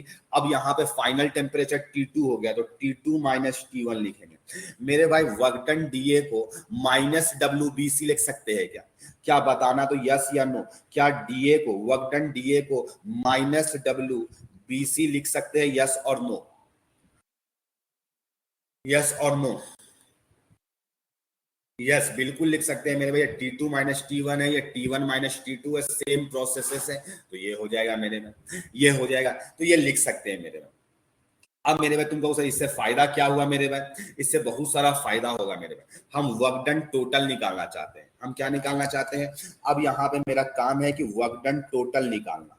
तो work done total cyclic process का कैसे निकालते हैं मेरे भाई? तो work done AB plus work done BC plus work done CD plus work done DA। तो मेरे भाई BC और DA दोनों मिलकर के 0 हो जाएगा। BC और DA एक दूसरे का निगेटिव है, तो BC और DA 0 हो जाएगा। जोड़ करके हमको AB का बात करना है और किसका बात करना है? CD का बात करना है। वर्क डन AB और इक्वल टू यहां से वर्क डन AB आएगा मेरे भाई और वर्क डन CD आएगा, क्योंकि ये लोग दोनों कैंसल आउट हो जाएंगे, एक प्लस में है एक माइनस में है। तो वर्क डन टोटल जो आया, वर्क डन टोटल जो आया ये AB प्लस CD हुआ। मेरे भाई हमको फायदा किस चीज में हुआ? हम ऐसा सोचना अभी हम इसको लिख लो फटाफट और हम आपको एक चीज बताते हैं। मतलब क्या है मेरे भाई? एक ऐसा इंजन है, एक ऐसा कार्नोट इंजन है, कार्नोट साइकिल है, एक ऐसा साइकिल है मेरे भाई जिसमें हम क्या कर रहे हैं? हम एक इंजन है, लेट्स से एक इंजन है जिसपे हम क्या किए? जिसपे हम Q2 amount of heat supply किए, Q2 amount of heat supply किए मेरे भाई, और Q1 amount of heat release हुआ, जो कि दिखलाए थे। AB प्रोसेस में दिए थे और CD प्रोसेस में मिला था मेरे भाई, और इस दौरान कुछ हमें वर्क का फायदा हुआ। ये इंजन घूमा, Q2 दिए, Q1 रिलीज कर दिया, कुछ फायदा हुआ। फायदा क्या हुआ? वर्क बना, मेरा काम हुआ। पिस्टन ऊपर, हीट दिए तो पिस्टन ऊपर दिया, तो वो वर्क डन हुआ। तो यही मेरा आउटपुट है, ये वर्क डन ही क्या है? मेरा आउटपुट है, ये फायदा है। यानी ऐसा सोचो मेरे भाई, हम तुमको अब पढ़ाए, तुम उससे कुछ रिजल्ट में कन्वर्ट किया, कुछ वेस्ट कर दिए, बर्बाद कर दिए मेरा पढ़ाने को, वही चीज है, ये रिजल्ट है। तो मेरे भाई एफिशिएंसी क्या होगा? अगर हम तुमसे पूछे कि मेरा एफिशिएंसी क्या है, तो तुम कहो सर मेरा जो रिजल्ट आया और आप अपना जो एफर्ट लगाए। एफिशिएंसी ऐसे ही डिफाइंड होता है। क्या पता आप लोग फिजिक्स में डिफाइन किए हो कि नहीं डिफाइन किए हो। तो यहां पर कैसे डिफाइन होगा मेरे भाई? तो ये वर्क डन जो आउटपुट बाय इनपुट, हमेशा एफिशिएंसी आउटपुट बाय इनपुट होता है। और सिंस परसेंटेज में कन्वर्ट करोगे तो 100 से मल्टीप्लाई कर देंगे। तो आउटपुट क्या है मेरा? वर्क डन है। इनपुट क्या है मेरे भाई? Q2 है। तो एफिशिएंसी, इनपुट Q2 दिए थे, तुम वेस्ट कर दिए अलग बात है, तुम वेस्ट कर दिए वो अलग बात है मेरे भाई। हम कितना इनपुट दिए थे? Q2। तो efficiency work done total upon मेरे भाई इनपुट क्या दिए थे? जो हीट सप्लाई किए थे Q2 हम इनपुट दिए थे, ये इनपुट दिए थे, यानी हम दिए इतना, फायदा इतना हुआ, बाकी वेस्ट में चला गया, बाकी बर्बाद हो गया। तो वर्क डन टोटल, ठीक है मेरे भाई। हाँ ये सर बोलो सर एक बार रिपीट कर दिया सर, हम डिस्कनेक्ट हो गए थे। और सर वो यहाँ इंजन रोटेट कर रहा है सर, इंजन जो रोटेट कर रहा था वहां से। अभी वैसे ये पार्ट फिर से भी आएगा, बट फिर भी सुन लो कि मेरे भाई एक इंजन को घुमाने के लिए, चलाने के लिए एक पिस्टन है मेरे भाई। तो इंजन में पिस्टन ही लगा रहता है। तो क्या होता है? हम हीट देते हैं ना, जैसे फ्यूल देते हैं, पेट्रोल या डीजल देते हैं, तो क्या होता है? वो उसको ले करके ना पिस्टन ऊपर जाता है हीट के फॉर्म में। वो क्या होता है? स्पार्क प्लग होता है, आप जानते हो बाइक में, स्कूटी में या फिर कार में एक स्पार्क प्लग होता है मेरे भाई, जितना भी पेट्रोल इंजन होते हैं। तो क्या होते हैं? उस पे आप जैसे ही पेट्रोल जाता है, स्पार्क प्लग उसको जला देता है, बंद कर देता है और हीट प्रोड्यूस करता है। वो हीट प्रोड्यूस करने से पिस्टन क्या होता है ना, मूव करता है इंजन्स में। पिस्टन मूव किया तो फायदा वही है ना, उसी की वजह से जो व्हील्स रोटेट करता है ना, सब वही रिस्पॉन्सिबल है। तो मेरे में वो पिस्टन ऊपर जाता है, पिस्टन ऊपर जाता है, तो वही मेरा फायदा है। जितना ऊपर जाएगा उतना मेरा व्हील को रोटेट कर पाएगा वो। अब बाकी कुछ वेस्ट कर देता है मेरे में, शायद वीडियो चला गया है। बाकी सब चीज क्या हो जाता है मेरे भाई? वेस्ट कर देता है। वीडियो आ जाएगा, टेंशन मत लो, अभी हम कर रहे हैं वापस से कनेक्ट, तुम सुनते जाओ मेरी बातों को, ठीक है। तो अब क्या है ना मेरे में, कुछ वेस्ट होता है, जो कि आप बोलते हैं एग्जॉस्ट निकल रहा है बाइक में, कार में एग्जॉस्ट एक निकलता है, गैसेस निकलता है ना मेरे भाई। तो वो एग्जॉस्ट क्योंकि वेस्ट हो गया, मेरा कोई काम का नहीं है। तो हमने दिया मेरे भाई Q2 सप्लाई किए इनपुट, और हमें मिला क्या? ये बाकी वेस्ट है मेरे भाई। तो जो फायदा हुआ, लगाना कितना पड़ा इतना, प्रॉफिट कितना हो गया, एफिशिएंसी का बात कर रहे हैं। तो work done total by the system, क्योंकि सिस्टम में ना मेरा फोकस सराउंडिंग में क्या हो रहा है हमको कोई मतलब नहीं है। हमारा तो बाइक था, बाइक में क्या हो रहा है, तो टोटल बाय द सिस्टम बात करेंगे मेरे में। क्या बात करेंगे? Work done total by the system. तो मेरे भाई यहाँ पर जो एफिशिएंसी आएगा, सिंस सिस्टम वर्क करेगा, तो सिस्टम वर्क करेगा यानी पिस्टन एक्सपैंड करेगा मेरे भाई। तो पिस्टन एक्सपैंड करेगा तो एक्सपेंशन प्रोसेस में निगेटिव वर्क डन होता है। तो वर्क डन ए बी में एक्सपेंशन हुआ, जो वर्क डन मिल रहा है हमें, वर्क डन टोटल, और मेरे भाई कहाँ पे मिल रहा है, सी डी में। बाकी का जोड़, बाकी भी लिखेंगे हम, लेकिन वो दोनों जोड़ करके 0 हो जा रहा है मेरे भाई। और नीचे में क्या आया, Q2 आया, और इसको सिर्फ परसेंटेज में कन्वर्ट करना है तो 100 से मल्टीप्लाई कर देंगे, 100 से मल्टीप्लाई कर देंगे, यही हो जाएगा। अच्छा मेरे भाई अब यहाँ पे देखो, वर्क डन माइनस WAB को Q2 लिख सकते हैं, और माइनस WCD को क्या लिख सकते हैं, Q1 लिख सकते हैं। तो यहाँ पे एफिशिएंसी का फॉर्मूला आ गया मेरे भाई, WAB को Q2, और मेरे भाई WCD का क्या आ गया, माइनस WCD को Q1 अपॉन Q2 लिख सकते हैं। तो एक आपको एफिशिएंसी निकालने का यहाँ से फॉर्मूला मिला। हाँ, यहाँ पे अभी वर्क डन का फॉर्मूला नहीं पुट किए, ना रिवर्सिबल का पुट किए, ना इरिवर्सिबल का पुट किए। ये हमेशा वैलिड है, चाहे वो रिवर्सिबल हो चाहे इरिवर्सिबल हो, ये हमेशा वैलिड है मेरे भाई, ये हमेशा वैलिड है, चाहे वो रिवर्सिबल प्रोसेस हो चाहे वो इरिवर्सिबल प्रोसेस हो, ये हमेशा के हमेशा वैलिड है। तो इसके लिए आगे लिखो, ये जो फॉर्मूला आया ये एप्लीकेबल है, एप्लीकेबल फॉर रिवर्सिबल। जब फॉर्मूला पुट कर देंगे WAB का, WCD का रिवर्सिबल वाला, तब ये केवल रिवर्सिबल के लिए हो जाएगा। अभी कुछ फॉर्मूला नहीं पुट किए, अभी तो ये फॉर्मूला को छुपा के रखे हुए हैं, केवल ये दोनों तो हमेशा रिलेटेड होगा मेरे में। ये तो फॉर्मूला रिवर्सिबल के लिए होगा तब ये लगाएंगे, अदरवाइज नहीं लगाएंगे। तो applicable for both reversible as well as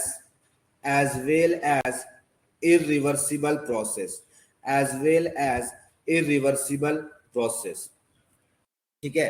हाँ, या कार्नोट साइकिल, ये कार्नोट साइकिल हो या कोई दूसरा साइकिल भी हो तब भी लगेगा ये फॉर्मूला। तो ये अभी सिंस हम WAB WCD का फॉर्मूला रिवर्सिबल वाला पुट नहीं किए, तो ये हमेशा के हमेशा वैलिड है। ये ईटा को एफिशिएंसी कहते हैं, ये ईटा को क्या कहते हैं मेरे भाई, एफिशिएंसी कहते हैं, ठीक है। क्या कहते हैं, एफिशिएंसी, कितना एफिशिएंट है, ठीक है। हाँ, Q1 Q2 आपको सवाल में गिवन होगा, आपको बनाना पड़ेगा, ठीक है मेरे भाई। हाँ, अब हम बात करेंगे अगर रिवर्सिबल होगा तब फॉर्मूला पुट कर देंगे, अगर प्रोसेसेस रिवर्सिबल होगा तो यहीं पर पुट करने जा रहे हैं, for reversible Carnot cycle, for reversible Carnot cycle.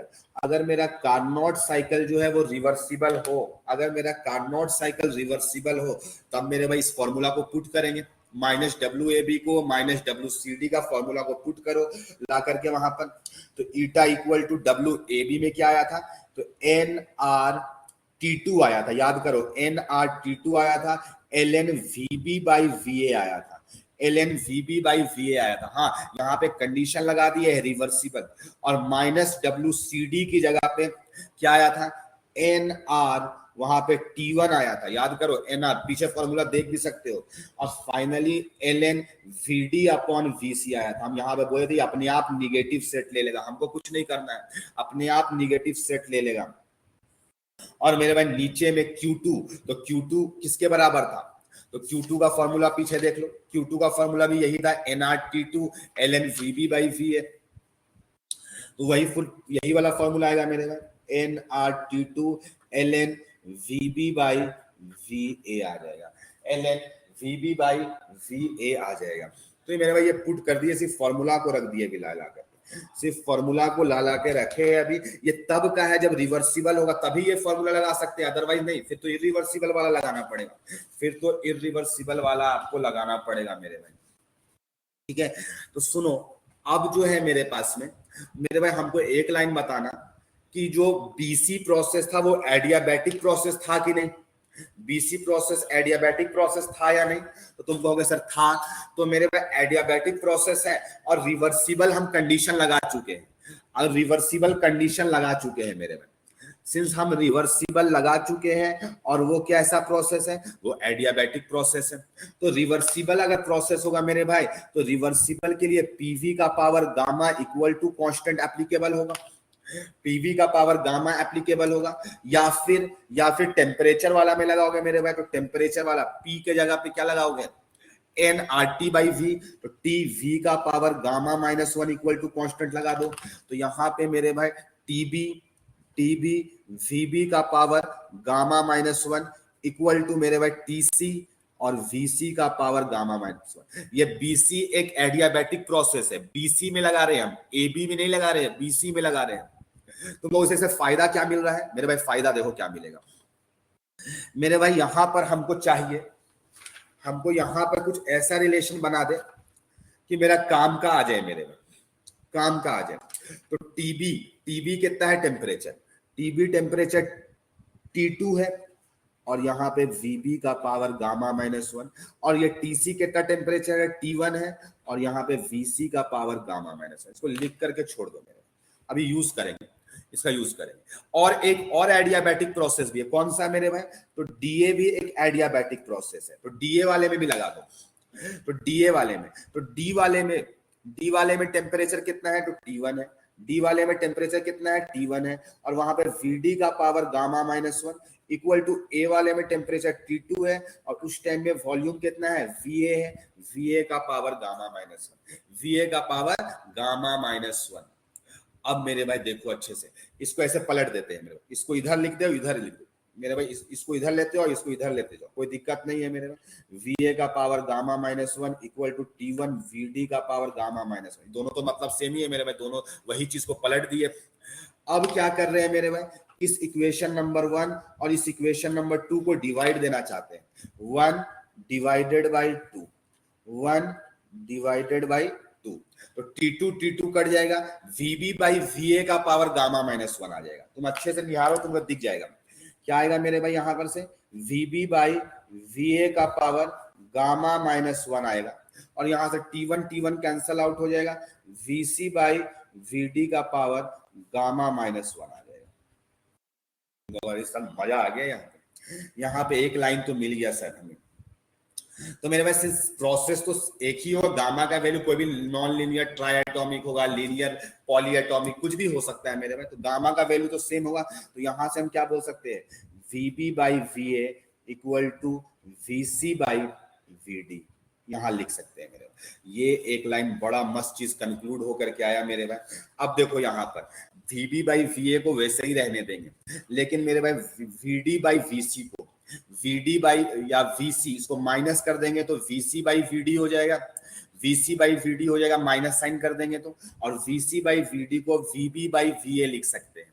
तो चलो मेरे भाई लिखते हैं इसको अब इसको इफिशियंसी वाला फॉर्मूला को ला रहे हैं वापिस से। तो यहाँ पे eta equal to NRT2 ln VB by VA रहने दो, इसको VB बाई VA को रहने दो, इसको माइनस साइन लगा दो, NRT1 ln VC by VD, minus लगाए तो ये अपने आप पलट जाएगा, और डिवाइडेड बाई मेरे भाई, डिवाइडेड बाई कौन हो जाएगा? NRT2 ln VB by VA। अब देखो यहाँ पर VB by VA equal to VC by VD है, तो VC बाई VD की जगह पे क्या लिख देंगे? VB बाई VA लिख देंगे। तो NR आ जाएगा बाहर, N और R बाहर आ जाएगा, ln VB बाई VA आ जाएगा, ये भी ln VB बाई VA हो जाएगा ना मेरे भाई, VC बाई VD को। तो NR ln VB by VA नीचे कट जाएगा, NR ln VB by VA ऊपर नीचे कट जाएगा, तो यहां से T2 minus T1 by T2 मिल जाएगा। मिल गया मेरे भाई? कितना लोगों को समझ में आ रहा है ये सारी चीजें? T2 by minus T1 upon T2 आ गया मेरे भाई। लेकिन ये केवल और केवल एप्लीकेबल है रिवर्सिबल के लिए, ये केवल और केवल किसके लिए एप्लीकेबल है? रिवर्सिबल के लिए एप्लीकेबल है। हाँ, इसके सामने तुमको लिखना पड़ेगा only for reversible Carnot cycle, ये अगर साइकिल के लिए रिस्पॉन्सिबल है, यानी वो फॉर्मूला हर जगह पे रिस्पॉन्सिबल था, हर जगह पे सही था, Q2 प्लस Q1, ये वाला formula Q2 plus Q1 by Q2, क्या है कि यहाँ पे हम वर्क डन का फॉर्मूला नहीं पुट किए, तो ये हर जगह पे एप्लीकेबल था, लेकिन यहाँ पे पुट कर दिए वर्क डन का फॉर्मूला, कौन सा? रिवर्सिबल वाला, तो रिवर्सिबल वाला के लिए ये फॉर्मूला हो गया। और सिंस इसको 100 से मल्टीप्लाई कर दोगे तो ये एफिशिएंसी 100% हो जाएगा। मेरे भाई कितना लोगों को समझ में आया? यस या नो चैट पे बताओ हमें। सर बस एक बार थोड़ा ऊपर कर दिया, लिखना था सर। जल्दी कॉपी करो मेरे भाई, क्लास स्लो चल रहा है आज का, ठीक है? आज क्लास स्लो हो चुका है, थोड़ा जल्दी नहीं लिखेंगे मेरे। ठीक है। तो यस, आप एफिशिएंसी का फॉर्मूला याद रखेंगे कार्नोट साइकिल का, Q2 plus Q1 by Q2, ये हर जगह पे एप्लीकेबल है। Q1 हमेशा निगेटिव होगा, ये गिवन रहेगा सवाल में आपको, या ऐसे लिखा रहेगा system releases heat, system release करेगा हीट, तो आपको Q1 को माइनस में ही पुट करना होगा अपने आप, समझ आया। तो ईटा का वैल्यू ये आ गया मेरे को। हाँ, फिजिक्स में थोड़ा सा आपको थोड़ा सा अलग टाइप से पुट किया जाएगा, उसमें साइन कन्वेंशन ऑपोजिट होता है, तो आप फिजिक्स में ऐसा नहीं कि फिजिक्स वाला बाद में जब पढ़ाया जाएगा तो आप कंफ्यूज कर रहे हैं, दोनों को अलग लेके चलेंगे, कोई दिक्कत नहीं आएगा मेरे में, ठीक है। मार्कर मिल जाता है मेरे को अच्छा वाला,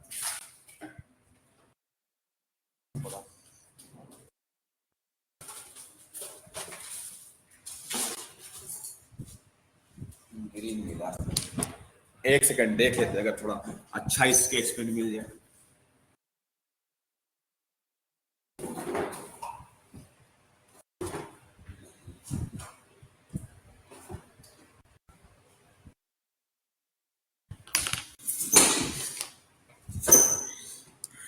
तो माय डियर स्टूडेंट देखो, अब यहाँ पे अब क्या चीज है, ईटा का फॉर्मूला आपको क्या आ गया मेरे भाई, तो ईटा का फॉर्मूला एक तो आया Q2 plus Q1 by Q2 आया मेरे भाई, ये चलता बलता नहीं है,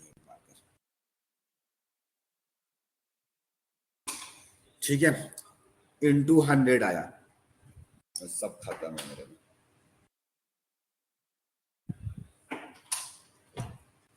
चलो उसी से लिखते हैं मेरे भाई, जो है अपने पास उसी से लिखना चाहिए। इंटू 100 ये हर जगह पे एप्लीकेबल है, ये एप्लीकेबल एवरीवेयर। हाँ, ये क्या है, रिवर्सिबल इरिवर्सिबल सब जगह पे एप्लीकेबल है। हाँ, लेकिन एक और फॉर्मूला है, eta equal to T2 minus T1 upon T2 into 100। कोई हमें बताएगा ये एफिशिएंसी 100% कब हो सकता है, ये एफिशिएंसी 100% कब होगा, इस साइकिल का एफिशिएंसी 100% कब होगा मेरे में, कोई बता सकता है कि अगर हमको एफिशिएंसी 100% चाहिए तो क्या करें जो 100% मिल जाए। क्या T1 को 0 कर देंगे मेरे भाई तो 100% मिलेगा, क्या T1 को 0 कर देंगे तो 100% मिलेगा। हाँ, तो मेरे भाई फॉर 100% एफिशिएंसी, अगर 100% एफिशिएंसी चाहिए तो एक पॉसिबिलिटी है, T1 को 0 कर दो, तो T1 को अगर 0 करोगे मेरे भाई तो ये 100% मिलेगा मेरे भाई। दूसरा क्या है कि T2 को इन्फिनिटी कर दो, T2 को इन्फिनिटी टेंड करा दो और लिमिट लगा दो, लिमिट लगा दो। लिमिट आप लोग पढ़े हो मैथ्स में, लिमिट्स चैप्टर पढ़ लिए हो। हाँ, तो मेरे भाई जब T2 को लिमिट पुट करोगे, T2 टेंड्स टू इन्फिनिटी, तो सिंस यहां पर क्या होगा मेरे भाई, इसको डिफरेंशिएट करोगे, एल हॉपिटल रूल लगा दोगे मेरे भाई, तो T2 का डिफरेंशिएशन 1, T2 का डिफरेंशिएशन 1 हो जाएगा, और T1 एक कांस्टेंट है, इसका डिफरेंशिएशन 0 हो जाएगा। तो ये कितना हो गया मेरे भाई, 1/1 इंटू 100 तब भी हो जाएगा, लिमिट पुट कर देना यहाँ पे। बट ये दोनों मेरे भाई क्या लगता है तुमको टेम्परेचर 0 केल्विन कर सकते हो, इम्पॉसिबल। 0 केल्विन एब्सोल्यूट 0 टेम्परेचर करना हमारे बस का या बात किसी के बस का बात नहीं है, एब्सोल्यूट 0 पॉसिबल नहीं है, ये भी पॉसिबल नहीं है। और T2 को इन्फिनाइट कभी टेम्परेचर कर सकते हो मेरे भाई, ये सब पॉसिबल नहीं है, नॉट पॉसिबल। तो ये भी आपको एक लाइन समझ में आया। एक तो अभी थोड़ी देर पहले समझ में आया था कि जिसमें भी टोटल एनर्जी कंजर्व रहेगा वो प्रोसेसेस होगा, इसकी कोई गारंटी नहीं है। अभी एक लाइन और समझ में आया कि एफिशिएंसी 100% होगा, यानी मेरे में हमको अच्छे से भली भांति पता है अच्छे तरीके से कि हम तुमको जितना पढ़ाएंगे 100% तुम कन्वर्ट आउटपुट पे नहीं कर पाओगे, यानी कार्नोट साइकिल यहाँ पे भी एप्लीकेबल है। तुम 100% रिजल्ट नहीं, हाँ देख लो IIT JEE का 2021 का रिजल्ट, 360 मार्क्स में जो रैंक 1 लाया है उसका 348 मार्क्स आया है, 96% लाया है। 100% आज तक IIT पे नहीं लाया है मेरे भाई, किसी ने भी आज तक IIT एग्जाम में 100% मार्क्स कोई नहीं लाया। इतना दिन हो गया IIT का, 100% मार्क्स नहीं ला पाया, कोई भी नहीं ला पाया मेरे भाई। तो एफिशिएंसी 100% नहीं हो सकता है मेरे। तो यस ये इम्पॉसिबल है, ये नॉट पॉसिबल या इम्पॉसिबल, यानी ना टेम्परेचर जीरो कर सकते हो मेरे भाई और ना टेम्परेचर को इंफिनिटी कर सकते हो। यही है सेकेंड लॉ ऑफ थर्मोडायनेमिक्स। यही चीज को समझाया सेकेंड लॉ कि बेटा देखो जो तुम सोचते हो ना कि हम 100% करेंगे, ये कभी पॉसिबल नहीं है।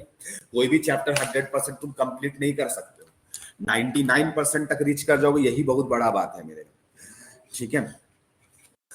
हाँ, अपने आप को मैक्सिमाइज करो, 100 की चक्कर पे मत रहो। सेकेंड लॉ ऑफ थर्मोडायनेमिक्स मेरे भाई, अब सेकेंड लॉ ऑफ थर्मोडायनेमिक्स यही बात हम लोग को समझाता है कि बेटा देखो कि तुम ऐसा ये सब काम नहीं कर सकते जो तुम सोचते हो ना कि सब कुछ हम करके दिखला देंगे। नहीं मेरे भाई, बहुत कुछ नहीं कर सकते हो। तो लिखो इसको, लाइन को, it is impossible, it is impossible मेरे भाई, ये एक इम्पॉसिबल है फॉर अ साइक्लिक प्रोसेस। हाँ, अगर कोई साइक्लिक प्रोसेस नहीं ना हो मेरे भाई तो वहां पे 100% कन्वर्जन हो सकता है, लेकिन सिंस साइक्लिक प्रोसेस है, साइक्लिक प्रोसेस है, वहां पे 100% नहीं होगा। It is impossible for a cyclic process to convert heat into work, heat को वर्क में कन्वर्ट करना। जितना हीट दिए वो सारा के सारा कभी भी वर्क में कन्वर्ट नहीं, हीट क्यों क्या था, हीट वो सारा के सारा कभी भी वर्क में कन्वर्ट नहीं होगा without simultaneous transfer of heat, transfer of some part of heat, लिखो some part of heat from a body at higher temperature to a body at lower temperature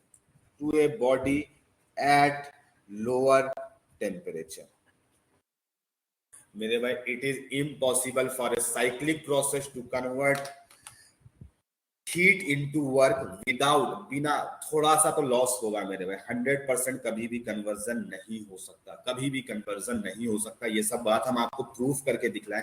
यानी ये हम लोग को लॉ क्या कहता है मेरे भाई, अगर कोई एक सोर्स है और तुम्हारे पास में एक इंजन है और मेरे भाई तुमको कुछ ना कुछ वेस्ट करना पड़ेगा, सिंक, नीचे वाला सिंक है मेरे भाई, हाँ सिंक नहीं बोल रहे हैं मेरे भाई, सिंक बोल रहे हैं। ये सोर्स है, ये सिंक है, सिंक का टेम्परेचर हमेशा कम होगा मेरे भाई, तो तुमको कुछ ना कुछ T1 का वैल्यू रखना पड़ेगा।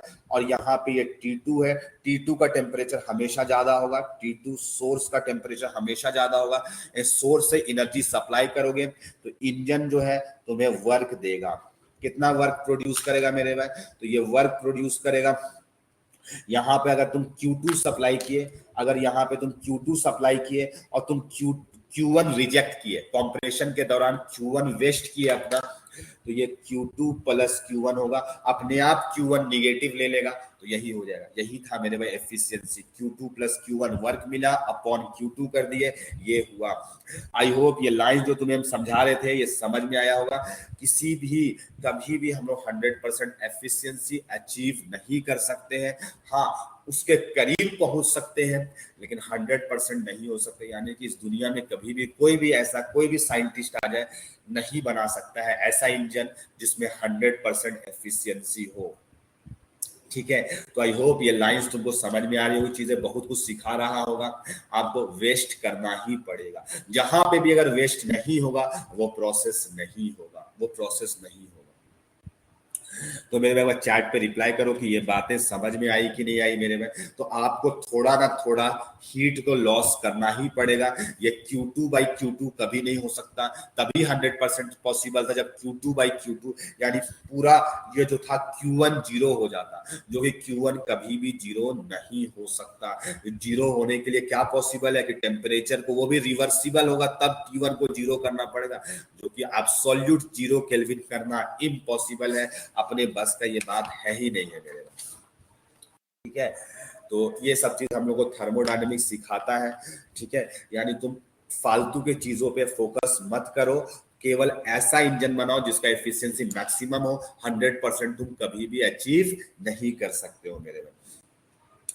मेरे भाई अब ये बातें समझ में आ गया कि एक एफिशिएंसी का अब तक हम लोग जो बात किए देखो या एक बार रिमाइंड करते कि अभी 1.5 घंटा में क्या बात की है हम लोग। तो 1.5 घंटे में केवल कुछ नहीं बात की है, बस एक क्वेश्चन किए हम लोग जो था मेरे भाई साइक्लिक प्रोसेस का, उस क्वेश्चन को किए और क्वेश्चन करने के बाद हम फर्स्ट लॉ का कमी बताना शुरू किए कि फर्स्ट लॉ बोलता है कि टोटल एनर्जी यूनिवर्स का कांस्टेंट होगा तो वो सारे प्रोसेसेस होंगे, लेकिन हमको सच्चाई सामने आया कि ऐसा कोई जरूरी नहीं है। हाँ, लेकिन वो सारे प्रोसेसेस नहीं होंगे जिसमें एनर्जी यूनिवर्स का चेंज हो जाए, वो नहीं होंगे। लेकिन अगर सेम रह जाए, कंजर्व रह जाए, तो इसकी कोई गारंटी नहीं है कि हो जाएगा।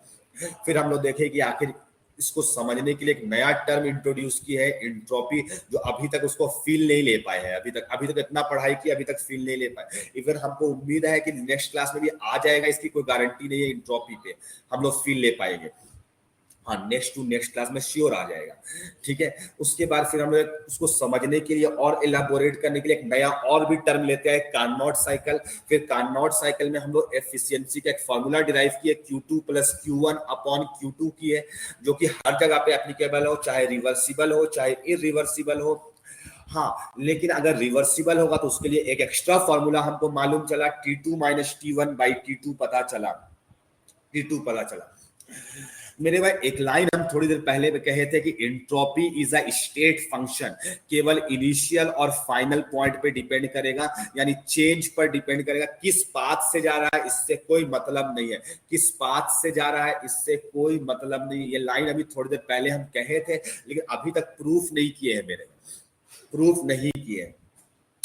अब मेरे भाई ऐसा सोचो तुम लोग कि लेट से 2-4 स्टूडेंट्स मेरे साथ में एक लेबोरेटरी पे आया। लेट से हम केमिस्ट्री के लेबोरेटरी में हम बैठे हुए थे एक दिन तुम्हारे स्कूल के लेबोरेटरी पे, और मेरे भाई तुम लोग 4-5 दोस्त मेरे पास में आए और मेरे भाई कहे, तुम लोग बोले कि सर हम खाली बैठे हुए हैं, कुछ काम हमें दीजिए। तो मेरे भाई तुम लोग सबको एक इंजन निकाल करके हम दे दिए, और हम बोले कि ये सारे प्रोसेसेस का एफिशिएंसी निकालो, इस सारे प्रोसेसेस का एफिशिएंसी निकालो, ठीक है। लेट से एक इंजन है, ये दूसरे स्टूडेंट को एक दूसरा इंजन दे दिए, ये तीसरा स्टूडेंट को तीसरा इंजन दे दिए, चौथा स्टूडेंट को चौथा इंजन दे दिए। मेरे पास 4 स्टूडेंट्स आया था, चारों को एक एक इंजन पकड़ा दिए। हम बोले तुम इसका एफिशिएंसी, इस इंजन का एफिशिएंसी बताओ, तुम इस इंजन का एफिशिएंसी बताओ, तुम इस इंजन का एफिशिएंसी बताओ, और तुम इस इंजन का एफिशिएंसी बताओ। और मेरे हम सच बताएंगे, चारों को सेम इंजन दिए थे, ऐसा नहीं कि उसको अलग दिए थे, ऐसा कुछ भी नहीं किए थे मेरे, चारों को सेम इंजन दिए थे, ठीक है। और मेरे भाई हमको पता था कि ये इंजन, किसी भी इंजन का साइज, सारों तो सेम है, मैक्सिमम एफिशिएंसी पता था, ठीक है, मैक्सिमम एफिशिएंसी पता था। मेरे भाई हमको एक लाइन बताना कि रिवर्सिबल प्रोसेस ज्यादा एफिशिएंट होता है कि इरिवर्सिबल प्रोसेस ज्यादा एफिशिएंट होता है। ये लाइन पहले हमको चैट पे जवाब दो तो तुम लोग। यस, रिवर्सिबल प्रोसेस ज्यादा एफिशिएंट होता है। तो मैक्सिमम एफिशिएंसी कब आया होगा? जब रिवर्सिबली हम सारा प्रोसेस कराए होंगे या इरिवर्सिबली कराए होंगे। क्या लगता है तुम लोगों को? यस, जब रिवर्सिबली कराए होंगे। तो मेरे भाई चारों इंजन का हमको मैक्सिमम एफिशिएंसी मालूम था, और चारों इंजन सेम है मेरे भाई, चारों इंजन सेम है मेरे भाई। लेकिन क्या हुआ कि हम पहला दो स्टूडेंट को बुलाए और दोनों स्टूडेंट का एफिशिएंसी इक्वल आया। Let say 4 student A B C D, A और बी को बुलाए और वो दोनों का एफिशिएंसी सेम आया और वो मैक्सिमम के बराबर था। मेरे भाई वो दोनों स्टूडेंट कौन सा प्रोसेसेस कराया होगा? रिवर्सिबल प्रोसेसेस, मैक्सिमम के बराबर भी था। हाँ, वो दोनों स्टूडेंट का इक्वल एफिशिएंसी आया था और वो मैक्सिमम के इक्वल था। तो मेरे भाई वो दोनों स्टूडेंट रिवर्सिबली कराया होगा या इरिवर्सिबली कराया होगा? यस, मृणालिनी का जवाब सही आ रहा है, अनीशा का जवाब भी, आयुष का भी, रिवर्सिबली। यस, रिवर्सिबली कराया होगा मेरे भाई, गारंटेड है। तभी दोनों का मैक्सिमम के बराबर भी आया और दोनों का सेम आया मेरे भाई। लेकिन मेरे पास बाकी दो स्टूडेंट्स आया मेरे पास में, वो लोग का एफिशिएंसी जो था वो अलग था, किससे? इन लोग दोनों से। मेरे में वो लोग दोनों का एफिशिएंसी इन लोग दोनों से ज्यादा होगा या कम होगा? ज्यादा होगा या कम होगा, और वो लोग कौन सा प्रोसेस कराया होगा, रिवर्सिबली कराया होगा या इरिवर्सिबली कराया होगा। यस, इरिवर्सिबली कराएगा मेरे भाई, यस इरिवर्सिबली कराएगा वो लोग। ये बात भी समझ में आ गया। मतलब मेरे भाई अगर एक लाइन तो हमको पता चल चुका है, सिंस ईटा जो होगा रिवर्सिबल प्रोसेस और ईटा जो होगा इरिवर्सिबल प्रोसेस में, तो रिवर्सिबल का ही हमेशा ज्यादा होगा, हमेशा ज्यादा हो या कभी बराबर हो सकता है, क्योंकि इक्वालिटी होल्ड कर सकता है किसी रेयर केस में। ये ऑलवेज होगा मेरे भाई, ये हमेशा होगा, ये फिक्स्ड है ये लाइन। और मेरे भाई कुछ स्टूडेंट्स क्या किए, कुछ स्टूडेंट एफिशिएंसी। अब मेरे भाई ये वाला फॉर्मूला जो है दोनों स्टूडेंट्स के लिए एप्लीकेबल था, पहला दो स्टूडेंट्स के लिए भी एप्लीकेबल था, पहला दो स्टूडेंट्स के लिए भी ये वाला फॉर्मूला एप्लीकेबल था, और बाकी दो स्टूडेंट्स के लिए भी ये वाला फॉर्मूला एप्लीकेबल था, क्योंकि ये reversible as well as irreversible में काम करता है। तो पहला स्टूडेंट का भी एफिशिएंसी निकालने का ये फॉर्मूला एप्लीकेबल होगा, दूसरे वालों के लिए भी, यही ग्रुप्स के लिए भी एप्लीकेबल होगा। लेकिन जो लोग रिवर्सिबली कराया होगा मेरे भाई, उसके लिए ये फॉर्मूला भी एप्लीकेबल होगा, और ये बराबर होगा मेरे। यस और नो, जो लोग रिवर्सिबली कराया होगा वो लोग का ये वाला भी फॉर्मूला एप्लीकेबल होगा। यस होगा, बिल्कुल होगा, क्योंकि इस फॉर्मूला, ये फॉर्मूला केवल रिवर्सिबल के लिए एप्लीकेबल है, ये फॉर्मूला रिवर्सिबल इरिवर्सिबल दोनों के लिए एप्लीकेबल है, और सिंस मैक्सिमम के बराबर आ रहा है, इसका मतलब मेरे भाई क्या चीज हुआ, इसका मतलब ये दोनों फॉर्मूला काम करेगा उसके लिए। लेकिन मेरे भाई इसके वाले केस में नहीं काम करेगा, इसके वाले केस में तुम कहोगे sir T2 minus T1 by T2 करते, तो ये तो इसके बराबर आ जाता जो कि मैक्सिमम के बराबर था, ये ज्यादा होगा, इससे ज्यादा एफिशिएंसी आएगा, ये रिवर्सिबल के लिए केवल एप्लीकेबल, इसका वैल्यू हमेशा क्या होगा, ज्यादा होगा या बराबर हो सकता है, ज्यादा होगा, या इरिवर्सिबली में इन जनरल क्या होगा, कम ही आएगा मेरे भाई, मैक्सिमम से कम आएगा, लेकिन किसी रेयर केस में ऐसा हो सकता है मे बी कि बराबर आ जाए, वैसे आ नहीं सकता। तो मेरे भाई ये वाला समझ में आ गया, ये इरिवर्सिबल हो गया, ये लाइन समझ में आने लगा तुम्हें, ये इरिवर्सिबल हो गया। अब मेरे भाई इस लाइन से कुछ कंक्लूजन निकालना चाहते हैं, तुम बहुत क्या कंक्लूजन निकालना चाहते हैं मेरे भाई, इसको एलसीएम ब्रेक करना चाहते हैं हम, क्या चाहते हैं मेरे भाई, इसको एलसीएम ब्रेक करना चाहते हैं। तो ये 1 प्लस Q1 बाई Q2 लिख पाएंगे कि नहीं, और इसको 1 माइनस T1 बाई T2 लिख सकते हैं कि नहीं मेरे भाई, 1 माइनस T1 बाई T2 लिख सकते हैं, यस बिल्कुल लिख सकते हैं। और मेरे पास जैसा इक्वलिटी साइन है ये लगा दिया, ये हमेशा होगा वैलिड, ये हमेशा होगा। 1 1 माइनस हो जाएगा मेरे भाई, 1 1 माइनस हो जाएगा, तो यहाँ पे अच्छे से निहारो तो क्या मिलेगा, Q1 बाई Q2 ये लेस देन इक्वल टू, ऐसे आ जाएगा मेरे भाई, ऐसा आएगा मेरे में, less than equal to T1 by T2, और ये माइनस साइन होगा, ये माइनस साइन होगा मेरे भाई। क्या इसको ऐसे लिख सकते हैं, T1 को इधर लेते जाए, Q2 को उधर लेते जाए, Q1 जैसे इक्वल टू होता मेरे भाई, इक्वल टू होता तो कैसे ले जाते, इसको नीचे लेते जाओ, इसको उधर ले जाओ, इसको ले जाते मेरे भाई, तो ऐसा लिख सकते थे, यस बिल्कुल लिख सकते, तुमको उसे खुले में लिख सकते हो। तो मेरे भाई जब इसको लिख सकते हैं, तो यहाँ पर से देखो तो यहां पर से ऐसा नहीं लिख सकते हैं, Q1 by T1 plus Q2 by T2 ये लेस देन इक्वल टू 0 लिख सकते हैं कि नहीं मेरे भाई, ये लिख सकते हैं कि नहीं, और बिल्कुल लिख सकते हैं मेरे भाई, इसको इधर लेकर के आए। और अगर रिवर्सिबल होगा, अगर ये रिवर्सिबल होगा, इफ रिवर्सिबल, अगर ये प्रोसेस रिवर्सिबल होगा मेरे भाई, तो ये इक्वालिटी होल्ड करेगा, क्यों, ये इक्वल होगा मेरे भाई। अगर रिवर्सिबल होगा तो ये सब जगह पे इक्वलिटी होल्ड करेगा, तो उस केस में Q1 by T1 plus Q2 by T2 ये इक्वल टू 0 होगा। यस और नो मेरे भाई, यस और नो, ये हमेशा होगा ना, यस होगा, खुले में होगा मेरे भाई।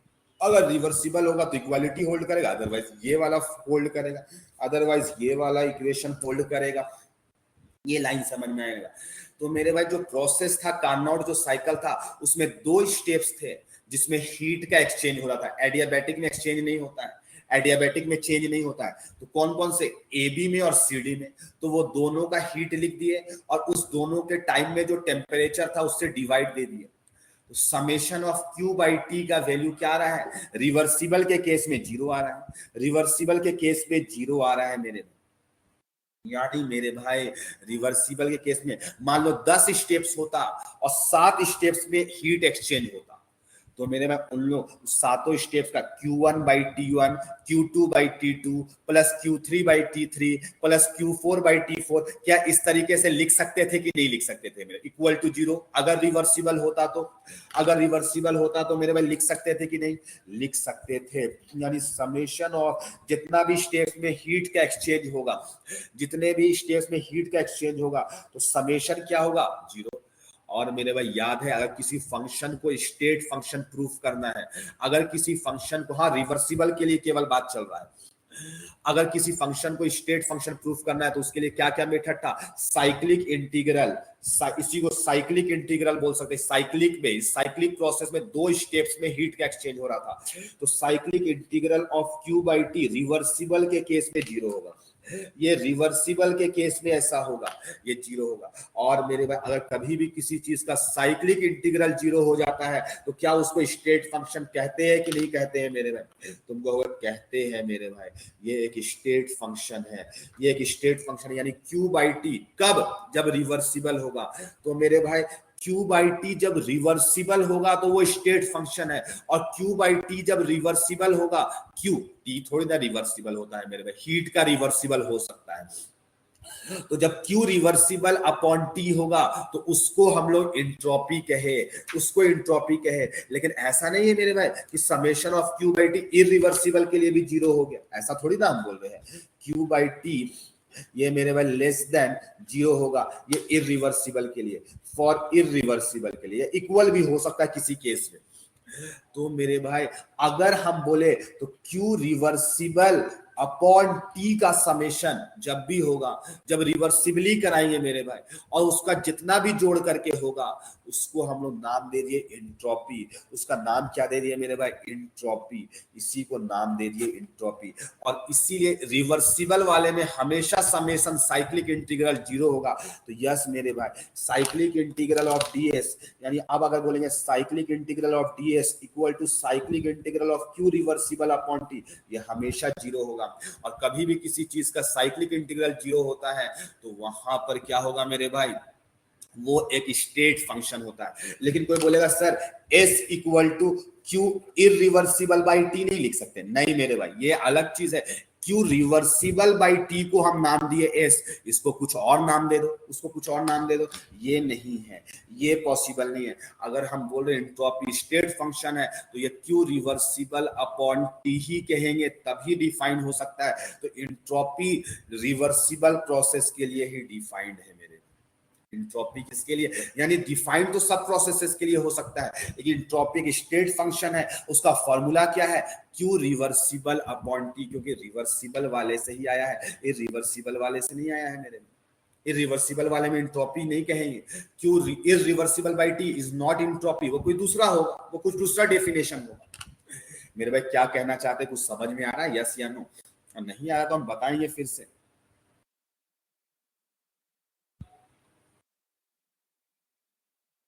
हाँ, तो मेरे भाई यानी कि जैसा हम एक डिफाइन किए थे एंथैल्पी का H equal to U plus PV, वैसे ही एक डिफाइन किए S equal to Q reversible by T, और हमको पता चला कि समेशन जो होता है Q रिवर्सिबल बाई T का वो 0 आता है।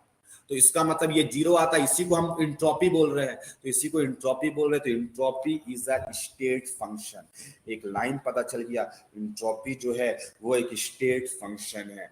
ये एक स्टेट फंक्शन है मेरे भाई, और ये एक स्टेट फंक्शन है। इसका मतलब हम खुले तौर पे कह सकते हैं कि ये पाथ इंडिपेंडेंट है। ये स्टेट फंक्शन है, ये पाथ इंडिपेंडेंट है, ये पाथ पर डिपेंड नहीं करेगा, डिपेंड नहीं करेगा। ये पाथ इंडिपेंडेंट है मेरे में। हर कोई को नहीं समझ में आता है थर्मोडायनेमिक्स, यही सब चीज अच्छे से क्लियर नहीं होगा, कैसे आ रहा है ये सब डेफिनेशंस, कैसे आ रहे हैं मेरे भाई, ये बड़ा मायने रखता है, बड़ा मायने रखता है मेरे भाई। आज बहुत कम पढ़ा है तुम लोग को, लेकिन सोचो कितना कॉन्सेप्चुअल बातें कर रहे हैं। हर पॉइंट में कॉन्सेप्ट आ रहा है, हर पॉइंट में, एवरी पॉइंट पे कॉन्सेप्ट आ रहा है मेरे भाई। अब ध्यान से सुनना, अगर साइक्लिक प्रोसेस है तो साइक्लिक प्रोसेस में Q रिवर्सिबल अपॉन T क्या होगा? 0 हो। Q रिवर्सिबल अपॉन T क्या होगा? 0 हो।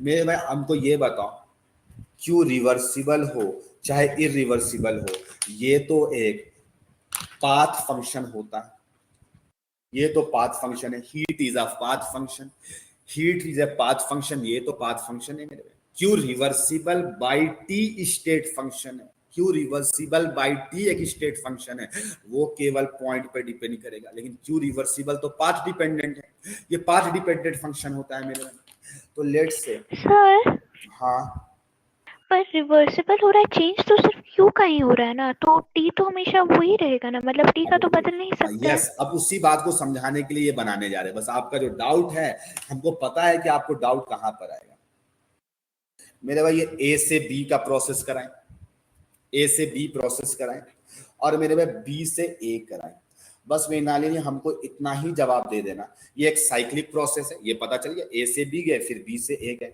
बी से ए गए, ए से बी गए, बी से ए गए, ये एक साइक्लिक प्रोसेस है। क्या मेरे भाई ये Q1 लेट्स से ये दोनों रिवर्सिबल है, ये भी स्टेप रिवर्सिबल है, ये भी स्टेप रिवर्सिबल, ये दोनों स्टेप्स रिवर्सिबल।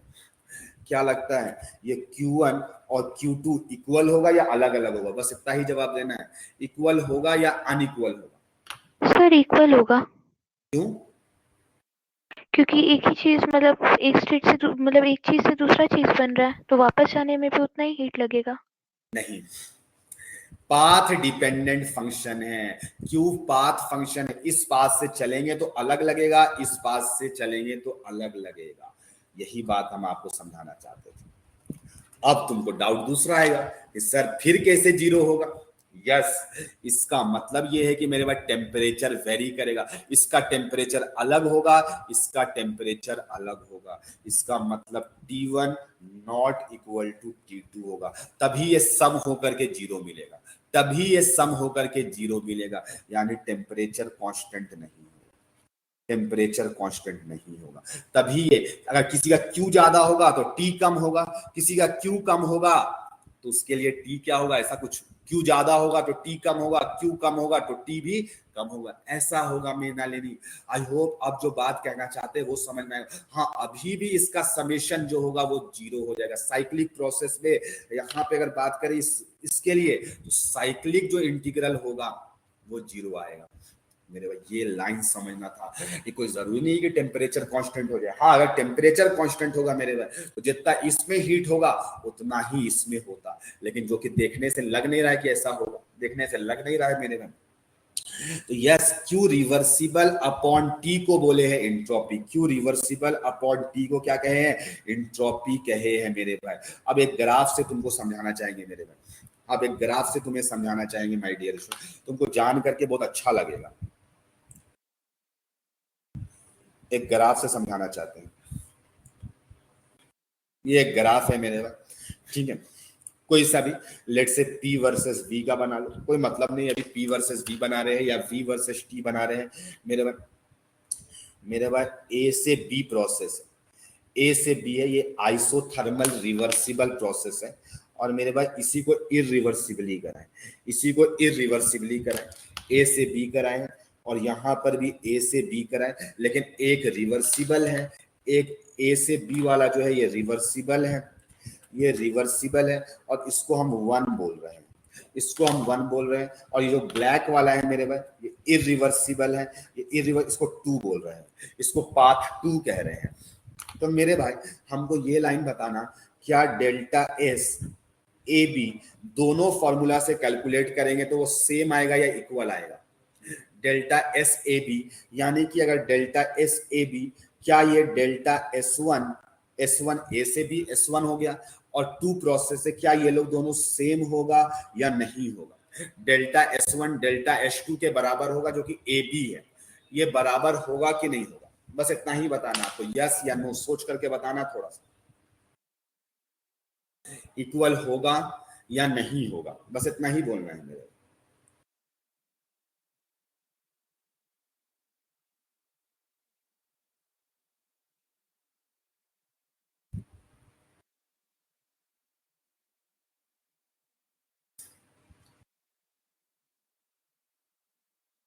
इक्वल होगा या नहीं, इक्वल या अनइक्वल कुछ भी लिखना है मेरे, क्या होगा, क्यों होगा अनिशा?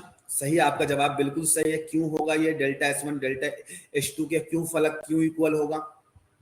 यस, पाथ इंडिपेंडेंट है, ये वैलिड होगा, ये एक स्टेट फंक्शन है। यस, पाथ इंडिपेंडेंट है।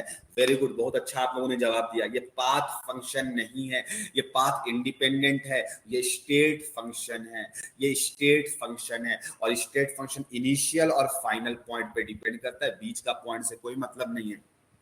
लेकिन क्या मेरे भाई Q1 अपॉन टी, यहां भी टेम्परेचर तो सेम होगा मेरे भाई, आइसोथर्मल प्रोसेस है, आइसोथर्मल है मेरे भाई, ये प्रोसेस आइसोथर्मल बनाए हैं, तो आइसोथर्मल प्रोसेस है तो टेम्परेचर दोनों में सेम होगा। तो क्या Q1/T इक्वल टू Q2/T होगा? यस या नो? क्या होगा? ये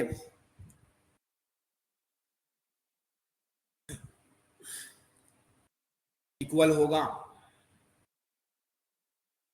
अनीशा का जवाब आ रहा है यस।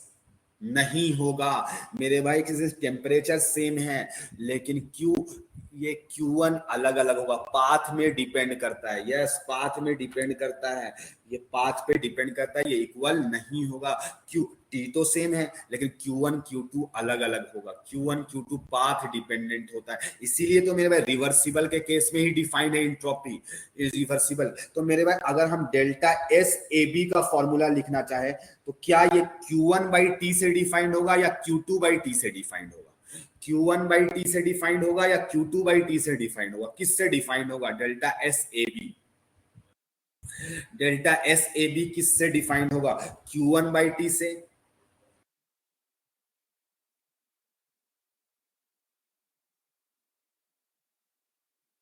Q1/T से। यस, Q1/T से डिफाइंड होगा। यस, क्योंकि ये प्रोसेस रिवर्सिबल है।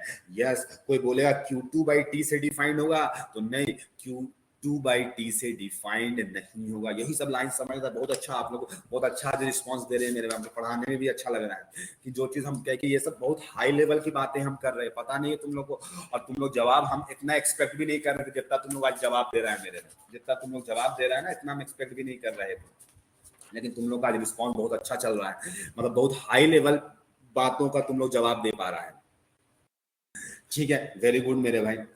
तो डेल्टा एस जो डिफाइंड होता है वो रिवर्सिबल के लिए डिफाइंड होता है, यही सब सोचना था मेरे भाई। चलो अब आते हैं कैलकुलेशन पार्ट में, यानी कि अब सारा पार्ट हो गया, कैलकुलेशन सीखेंगे।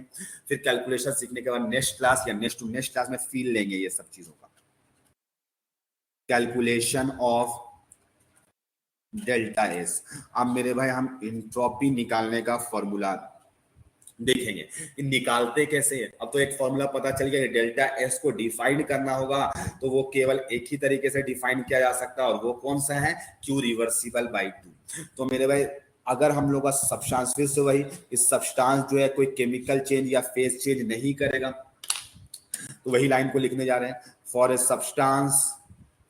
Substance not undergoing।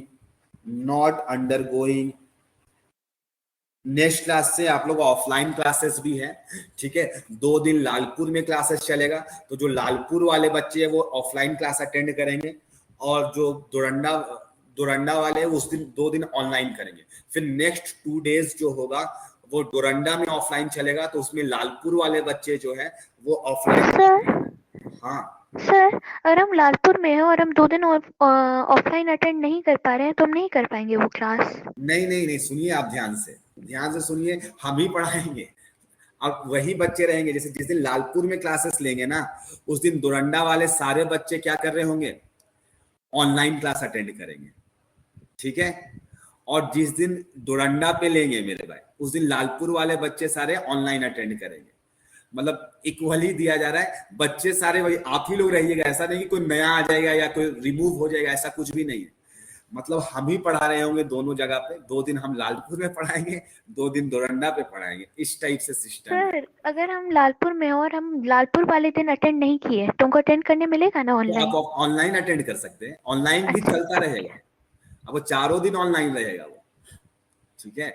अब आपके ऊपर डिपेंड करता है कि आप ऑनलाइन आना चाहते हैं या ऑफलाइन करना चाहते हैं। तो 2 ही दिन का फायदा है, 4 आउट ऑफ 4 डेज 2 ही दिन है, वैसे भी कर पाइएगा, ठीक है। तो अगर किसी को ऑफलाइन आना होगा तो अच्छा फायदा है, किसी को डाउट होगा तो वो सब डाउट आप ऑफलाइन पूछ पाएंगे। और बेटर है, ऐसे भी हम ऑफिस पे रहते हैं, लालपुर वाले सेंटर पे अभी रहते हैं करेंटली, और मोस्ट ऑफ द केसेस में हम लालपुर पे ही मिलेंगे आप लोग को, ठीक है। अगर कभी भी डाउट वाउट पूछना हो तो आप लालपुर में आ सकते हैं आप लोग, बिल्कुल हम वहां पे अवेलेबल रहे। और फिर भी आपको शक है कि आप रहिएगा सर कि नहीं रहिएगा, तो आप एक बार हमसे मैसेज में बात कर ले, मैसेज कर ले, कॉल कर ले कि सर आप रहेंगे कि नहीं रहेंगे। कभी फोन नहीं उठाएंगे तो आप समझ जाइए क्लास ले रहे हैं, तो उस टाइम में आप फोन नहीं, मैसेज से आप बात करेंगे, ठीक है।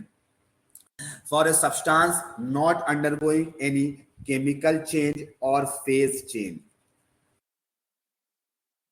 चेंज और फेज चेंज। मेरे भाई कुछ सब्सटेंस हैं उसमें कोई केमिकल चेंज या फेज चेंज नहीं हो रहा, यानी फिजिकल चेंज नहीं हो रहा, लेकिन इसके अंदर में भी हमको आइडियल के लिए अलग बात करना होगा, आइडियल के लिए अलग बात करना होगा, और मेरे भाई नॉन आइडियल के लिए, रियल के लिए अलग बात करना होगा, ठीक है मेरे भाई। तो लेट्स से कोई एक प्रोसेस हुआ ए से बी, ए से बी को एक प्रोसेस कराए मेरे भाई, ए से बी को एक प्रोसेस कराए, ठीक है। तो यहाँ पर ए से बी का हमको एंट्रोपी निकालना है, यानी क्या निकालना है, डेल्टा एस निकालना है। क्या निकालना है my dear student, delta S निकालना है। तो डेल्टा एस का फॉर्मूला क्या है, Q reversible by T, Q reversible by T. और मेरे भाई फर्स्ट लॉ से हमको ये बात मालूम है कि delta U equal to Q plus W होता है। तो मेरे भाई क्यू की जगह पे क्या लिख देंगे, D you minus W upon T. छोटा सा बात किया, अभी छोटा सा बात कर रहे हैं, थोड़ा सा चेंज का, तो du लिख दिए माइनस W अपॉन टी लिख दिए, और इसका इंटीग्रेशन कर देंगे तो पूरा एंट्रोपी निकल जाएगा ए से बी का निकल जाएगा। हाँ, सिंस अब U के बारे में बात करेंगे और V के बारे में, वर्क डन के बारे में बात करेंगे, ये सब के बारे में हम लोग फॉर्मूला पुट करेंगे और काम चलाएंगे। तो सिंस आइडियल गैस है तो PV equal to NRT applicable होगा, आइडियल गैस है तो PV equal to NRT applicable होगा मेरे में। तो डीयू का फॉर्मूला एनसीवी डीटी, डीयू छोटा सा है तो एनसीवी डीटी, और वर्क डन के जगह पे क्या लिखते थे, minus P external into DV, और सिंस आइडियल गैस है तो एनआरटी बाई वी लिख सकते हैं इंटू डीवी। तो ये पुट कर देते हैं ले जाकर के डेल्टा एस वाले फॉर्मूला में। तो डेल्टा एस इक्वल टू क्या बन जाएगा my dear students, delta S equal to क्या बन जाएगा, यहां से डी की जगह पे एन सीवी डी टी, और work done minus minus plus बन जाएगा N R T by V, और मेरे भाई इंटू डीवी, और बाई टी आ गया मेरे भाई। तो यहां से देखो, यहां से सबको एनसीवी कांस्टेंट कॉमन ले लो, अलग अलग इंटीग्रेशन सब तो जानता होगा तुम लोग, एनसीवी कॉमन ले लेंगे तो dt बाई टी मिल जाएगा। और मेरे भाई यहां से n और r कांस्टेंट है, और टी कैंसल आउट हो जाएगा, एलसीएम ब्रेक करेंगे तो टी कैंसल आउट हो जाएगा, dv बाई वी हो जाएगा। यस, अब इंटीग्रेशन पुट कर दो, लिमिट्स पुट कर दो t1 से t2, और यहां से v1 से v2 पुट कर दो, तो फाइनली क्या रिजल्ट आएगा वो सब तुमको अच्छे से पता है। तो डेल्टा एस इक्वल टू क्या आ जाएगा, एन सीवी ln आएगा t2 बाई t1, यहाँ पे क्या आएगा मेरे भाई, N R ln v2 by v1 आ जाएगा, N R ln v2 by v1 आ जाएगा। तो ये फॉर्मूला निकल के आ गया। तो ये कोई बड़ा चीज नहीं है मेरे भाई, ये फॉर्मूला हम निकाल लिए, डिराइव कर लिए, इसको याद करिएगा। ये आइडियल गैस के लिए है जिसमें कोई सब्सटेंस जो है वो केमिकल चेंज या फेज चेंज नहीं कर रहा हो, जिसमें कोई सब्सटेंस फेज चेंज या केमिकल चेंज नहीं कर रहा हो। अब तुम पूछोगे सर ये रिवर्सिबल एज वेल इरिवर्सिबल के लिए एप्लीकेबल है, तो मेरे भाई एंट्रोपी जो होता है वो एक स्टेट फंक्शन है, एंट्रोपी एक स्टेट फंक्शन है, जो वैल्यूज आएगा रिवर्सिबल हो चाहे इरिवर्सिबल प्रोसेस हो, ए से बी गया है तो वैल्यू तो सेम ना होगा मेरे भाई। तो फॉर बोथ लिख लो, तुम नहीं तो कंफ्यूज करोगे, for both reversible and irreversible, क्योंकि एंट्रोपी का वैल्यू सेम होगा, चाहे तुम रिवर्सिबली कराओ ए से बी चाहे इरिवर्सिबली कराओ। स्टेट फंक्शन ए और इनिशियल और फाइनल पॉइंट पे डिपेंड करता है, इनिशियल और फाइनल पॉइंट पे डिपेंड करता है। ठीक है माय डियर स्टूडेंट, तो आई होप ये लाइंस तुमको समझ में आया होगा, अच्छा भी लगा होगा तुम्हें जान करके। अब मेरे भाई, अब हम बात करने जा रहे हैं कुछ इसमें फॉर्मूला के में थोड़ा सा ना चेंजिंग लाना चाहते हैं, फॉर्मूला में थोड़ा थोड़ा चेंजिंग लाना चाहते हैं, आपको अच्छा लगेगा जान करके। तुम लोगों सर किस टाइप का चेंजिंग लाना चाहते हैं? तो मेरे पास सिंस प्रोसेस क्या हो रहा है, T1 से T2 हो रहा है, T1, और यहाँ पे हम कुछ भी नहीं बोले हैं कि प्रेशर कांस्टेंट है या कुछ भी कांस्टेंट नहीं काम किया। तो P1 V1 सिर्फ हम बोले कि मोल्स कांस्टेंट है मेरे पास। क्यों? कोई केमिकल चेंज या फेस चेंज नहीं हो रहा है। तो P1 V1 by P2 V2 by T2। तो यहां से हम चाहते क्या है ना मेरे भाई, यहाँ पर से हम चाहते हैं यहाँ पर से V2 बाई V1 निकाल ले। जो फॉर्मूला अभी आया वहां पर हम V2 बाई V1 से यहां से फॉर्मूला लगा दे, तो क्या आ जाएगा मेरे भाई V2 बाई V1, तो P1 T2 by P2 T1 आ जाएगा यहाँ पे। और इसको पुट करना चाहते जो अभी ऊपर फॉर्मूला डिराइव होकर के आया। क्या फॉर्मूला डिराइव होकर के आया माय डियर स्टूडेंट्स? तो delta S equal to NCV ln T2 by T1 आया प्लस NR, ये सब फॉर्मूला आप याद रखेंगे, V2 बाई V1 आया। तो ये V2 बाई V1 की जगह पे ये फॉर्मूला लगा देना चाहते हैं, पुट कर देना चाहते हैं मेरे में। क्या चाहते हैं? इसको पुट कर देना चाहते हैं। तो NCV ln T2 by T1 तो वैसे ही रह जाएगा, NR ln P1 मेरे भाई, इसको जब पुट करोगे तो P1 बाई P2, और यहाँ पे मल्टीप्लाइड साइन है तो यहाँ पे एक और ln बनेगा, NR ln T2 by T1। देखो तो NCV ln T2 by T1, और यहाँ पे V2 की जगह पे P1 बाई P2 को अलग किए, ln T2 बाई T1 किए यहाँ पर। अब सिंस यहाँ पर अच्छे तरीके से निहारो तो ln T2 by T1 common, N common, इन लोग दोनों में, पहला और लास्ट वाले में देखो तो N ln T2 by T1 common ले लिए, तो ये multiplying side CV plus R हो जाएगा। और आइडियल गैस है मेरे भाई, आइडियल गैस के लिए CV प्लस R को CP बोलते हैं, NR ln P1 by P2।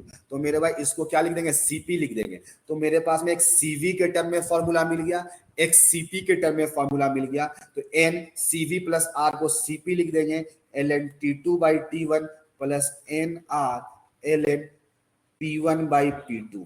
हाँ, यहाँ पे V है तो यहाँ पे भी V है, यहाँ पे P है तो यहाँ पे भी P है, यहाँ पे भी P है। तो दो फॉर्मूला आ गया मेरे भाई। तो देख लो कांस्टेंट वॉल्यूम में कौन सा लगाना है, कांस्टेंट प्रेशर में कौन सा लगाना है।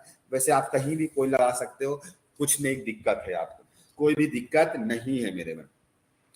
तो माय डियर स्टूडेंट, एक क्वेश्चन है जो कि आपको होमवर्क के लिए दे देते हैं, आप उसको बना करके आना, आपको अच्छा लगेगा। फिर फॉर रियल गैसेस ये सब हम लोग नेक्स्ट क्लास में बात करेंगे। क्वेश्चन है, ठीक है, प्लीज मेरा रिक्वेस्ट है कि उसको आप बना करके आइएगा, सिर्फ टाइम अप हो चुका है, ठीक है। नेक्स्ट क्लास ऑफलाइन वाले में ऑन बोर्ड डिस्कशन होगा, यानी बोर्ड पर बताएंगे आपको, ठीक है। हाँ, अभी जितना फॉर्मूला बनाए, इस दोनों फॉर्मूला में से कोई भी फॉर्मूला आप लगाएंगे तो बन जाएगा।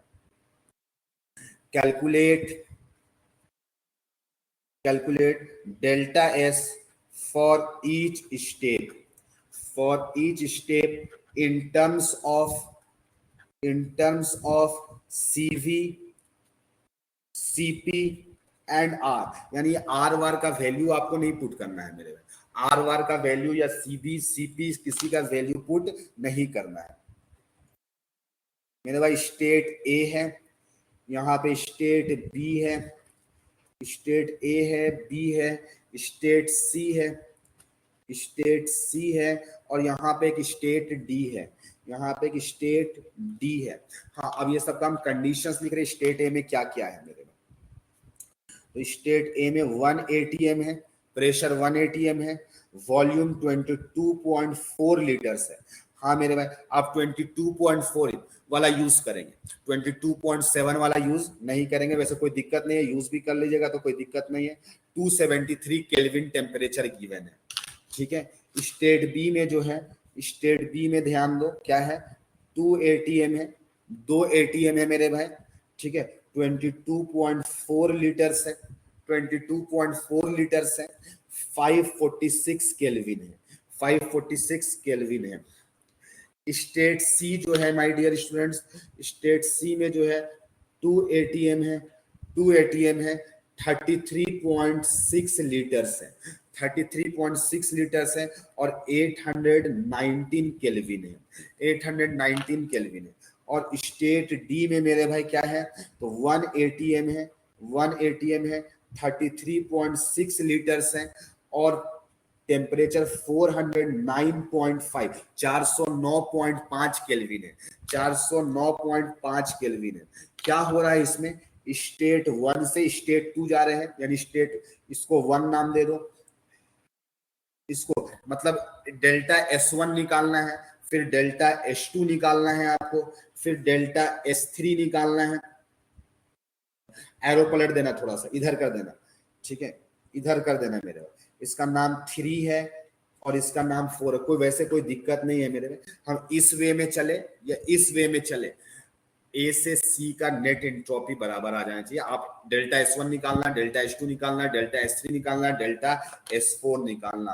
तो ये क्वेश्चन है मेरे भाई, जिसको आप बनाना अच्छे तरीके से, अच्छा लगेगा, खुशियां मिलेगी तुम्हें। फिर हम लोग नेक्स्ट क्लास में इसके आगे कंटिन्यू करेंगे, ठीक है। आज का लेक्चर थोड़ा स्लो चला है मेरे भाई, टॉपिक भी थोड़ा डिफिकल्ट था, ऐसा नहीं है कि बहुत आसान सा टॉपिक था, टॉपिक थोड़ा डिफिकल्ट था, ठीक है, कॉन्सेप्चुअल टॉपिक था, टाइम टेकिंग टॉपिक था, ठीक है। तो इसको आप घर में जाकर के वापस से अच्छे से प्रैक्टिस करेंगे, देखेंगे, समझेंगे, कहीं दिक्कत आएगा तो वीडियो को वापस सुनेंगे आप, क्योंकि आपके पास में वीडियो अवेलेबल है, नेक्स्ट क्लास में थोड़ा ज्यादा पढ़ाएंगे मेरे में, ठीक है। आज का क्लास थोड़ा सा स्लो चला, थोड़ा सा, बहुत ज्यादा स्लो नहीं चला, 15 मिनट और पढ़ाई होना चाहिए था, कोई दिक्कत नहीं है, 1 पेज और पढ़ाई होना चाहिए, 2 पेज और पढ़ाई होनी चाहिए थी, बट चलेगा, ठीक है।